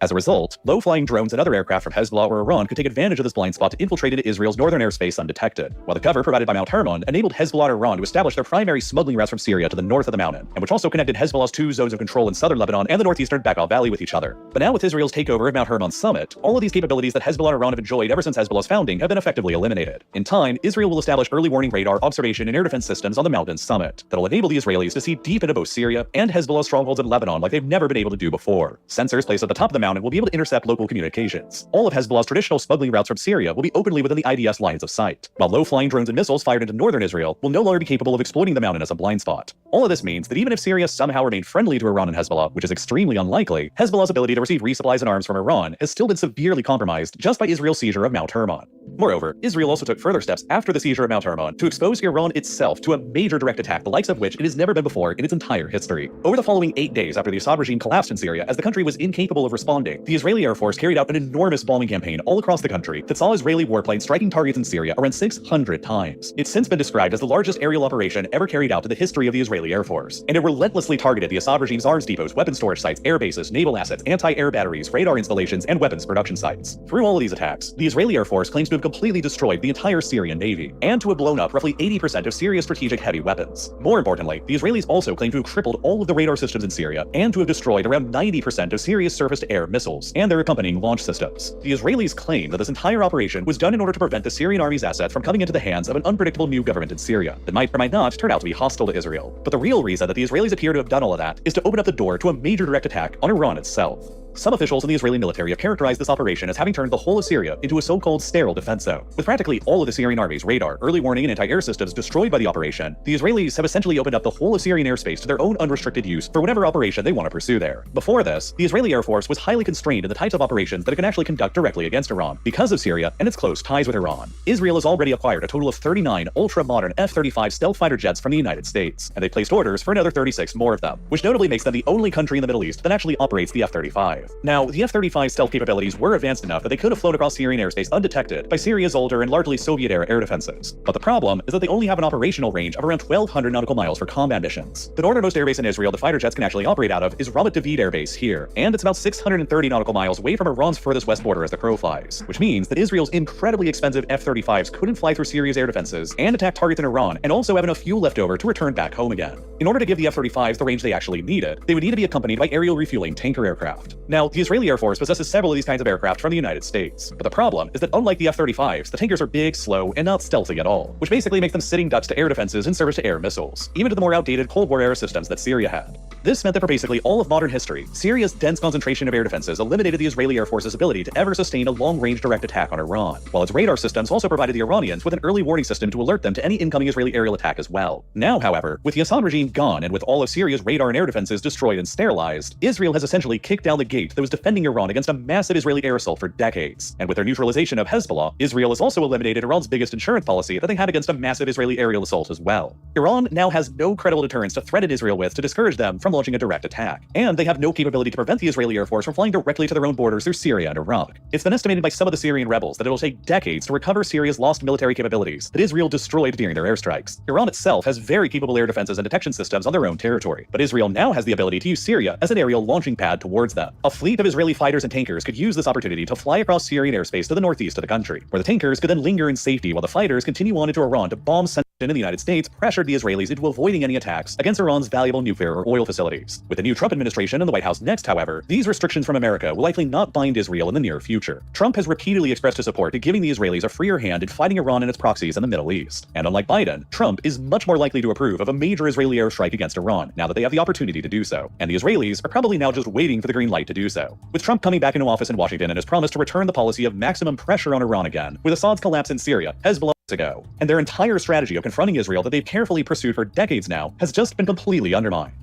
Alright, now let's move on to the equally catastrophic consequences for Russia that have resulted from the collapse of Assad in Syria too. Russia and the Assad dynasty in Syria had a very long and very mutually beneficial relationship. After Bashar al-Assad's father, Hafez al-Assad, first rose to power in Syria in 1971, he almost immediately agreed to lease the port of Tartus on the Syrian coast to the Soviet Navy. Tartus then became an extremely strategically important asset to the Soviets, as it was the only Soviet naval base located anywhere on the Mediterranean Sea. It enabled the Soviet Navy to use Tartus as a resupply and replenishment base to support their operations in the Mediterranean, without them having to pass through the NATO-controlled Turkish Strait back to their own domestic ports on the Black Sea. Without Tartus, the Soviet Navy would not have been able to operate anywhere in the Mediterranean effectively, and thus they wouldn't have been able to credibly threaten NATO's southern flank from the Mediterranean, while the base also served as a sort of Soviet counterweight to America's primary Mediterranean naval base in Naples, Italy. The Soviets also rewarded the Assads in Syria for granting them the Tartus naval base lease by lavishing them with military and diplomatic support. Between 1950 and 1991, a whopping 94% of all of Syria's arms imports came exclusively from the Soviet Union, including hundreds of fighter aircraft and artillery pieces, thousands of tanks and infantry fighting vehicles, and notably, more than 13,000 surface-to-air missiles and 7,500 anti-tank missiles. Thousands of Soviet advisors were deployed to Syria to assist with the country's war against Israel during the Yom Kippur War in 1973, while Syria was the sole Arab state not to condemn the Soviet Union over its invasion of Afghanistan in 1979. Their relations ran deep, and they continued to remain close after the collapse of the Soviet Union in the 1990s. Russia remained the primary arms supplier of Syria, while Syria continued to lease the port of Tartus to the Russian Black Sea Fleet. In 2005, Syria agreed to allow the Russians to expand their naval facilities in Tartus in exchange for Russia writing off more than 70% of Syria's $13 billion debt that was left over from the Soviet era. As Russia's relationship with the West began to deteriorate after their invasion of Georgia in 2008, Bashar al-Assad reportedly even allowed the Russians to transform Tartus into a permanent naval base and to station nuclear-armed submarines at the base. Thereafter, Tartus likely became a critically important component to Russia's overall conventional and nuclear deterrent strategies, since it certainly enabled Russian warships armed with long-range missiles to operate in the Mediterranean within striking distance of NATO targets in southern Europe, and it likely enabled their nuclear-armed submarines to operate freely within the Mediterranean as well, and all without them having to pass through the still NATO-controlled Turkish Straits back towards their home ports on the Black Sea.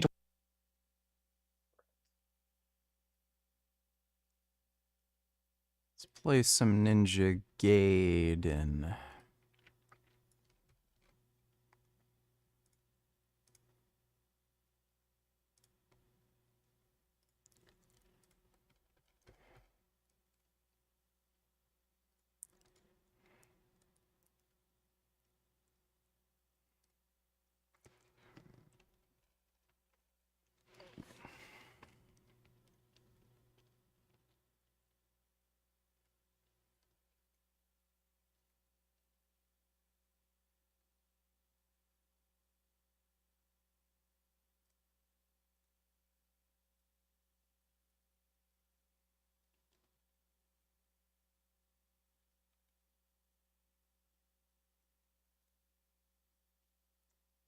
Still no pre-purchase. Weird. Dodo, donate $2. You gotta finish that video sometime because you're skipping the best part. Points out how Turkey is the biggest threat to Russia's empire right now. Oh yeah. I'll watch the rest later. Thanks for the donation, Dodo.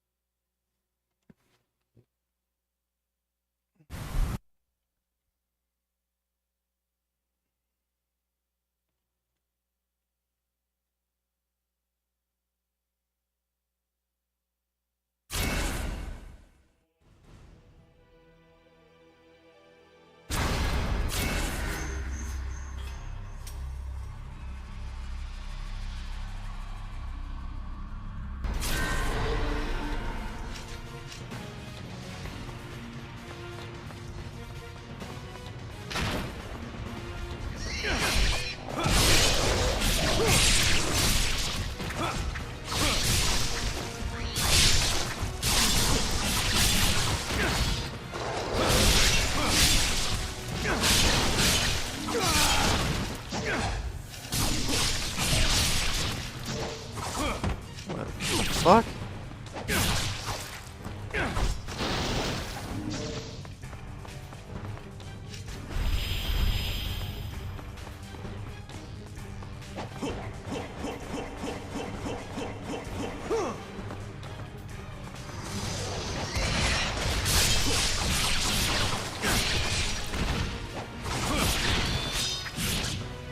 Oh my god.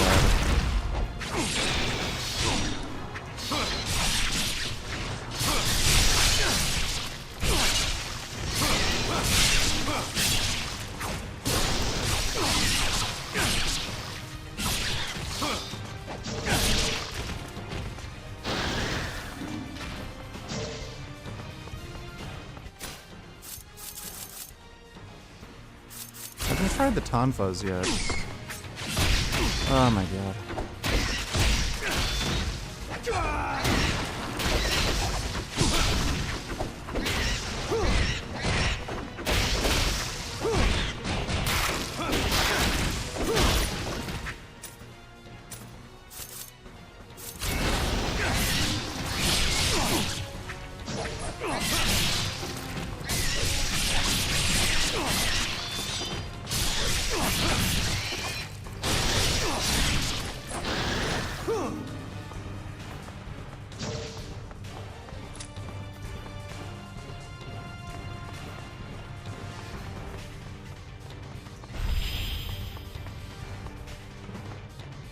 Nighty night, Aaron.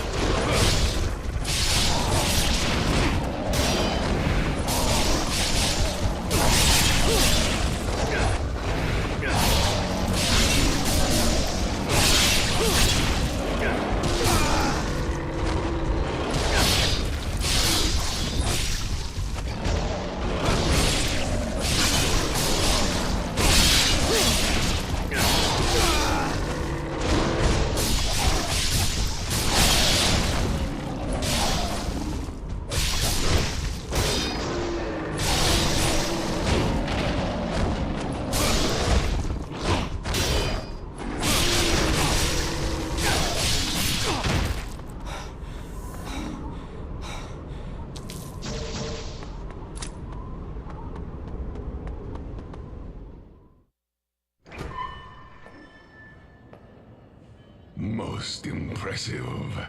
That a puny human like you made it this far is worthy of praise. I have prepared a venue befitting a duel to the death. Not here.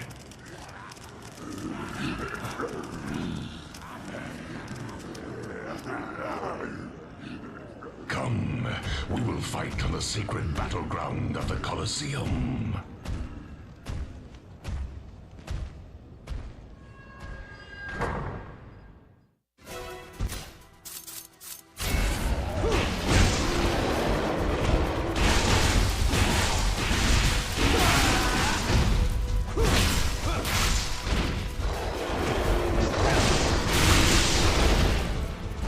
Oh my god, the fucking grab moves they do.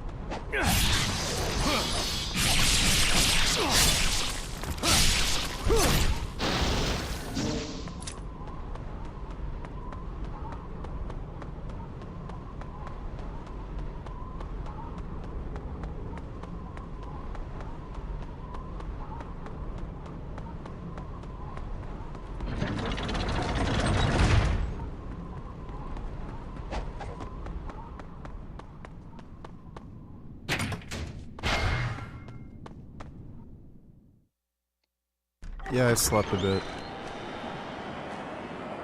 Had a nap.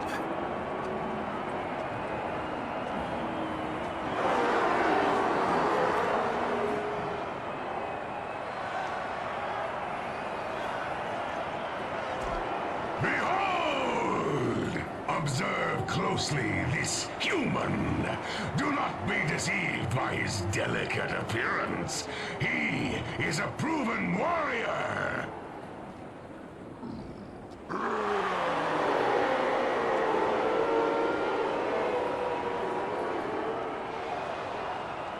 Do you wish his blood spilled?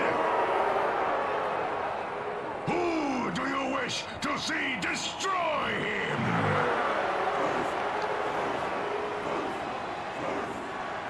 Yes, Wolf, invincible ruler of storms. He shall be given an honorable death.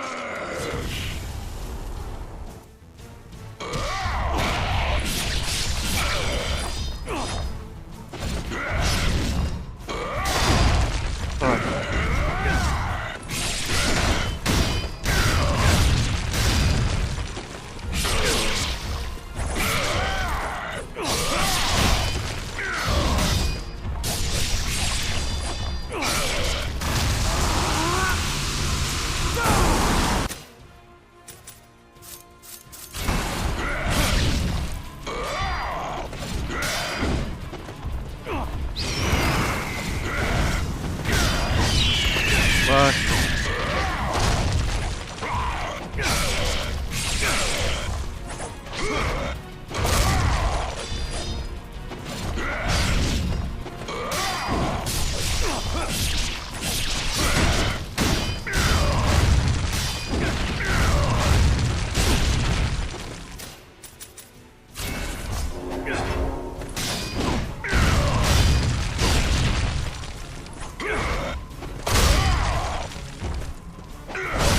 Fuck.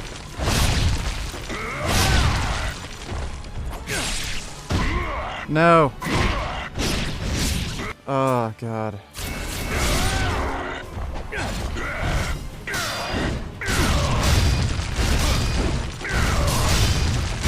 Am I gonna be allowed to hit you eventually? Holy fuck.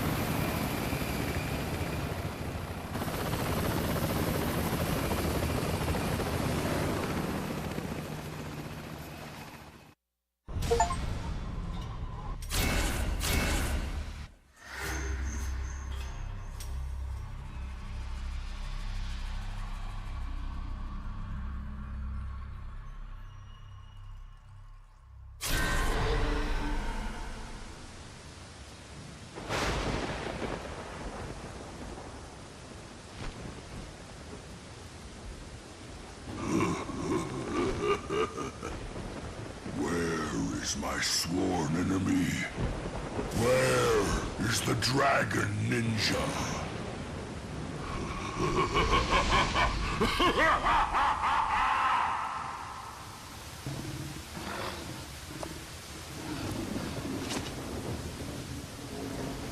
No. Oh god, not the Rachel missions. Oh fuck. Oh no. Oh, I hate Rachel. Oh, I hate this bitch. This is going nowhere. Ryu never would have left a fiend behind. It's like they're swarming up out of the depths.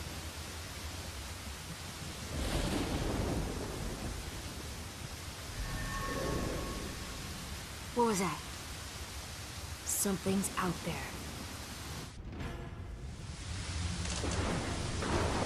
Oh, why the fuck? Nobody likes this.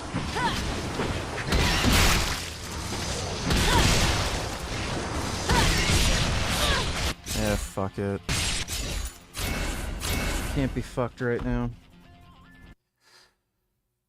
Alright, I'm gonna go to bed and try to sleep the rest of the night and then get up at a normal time.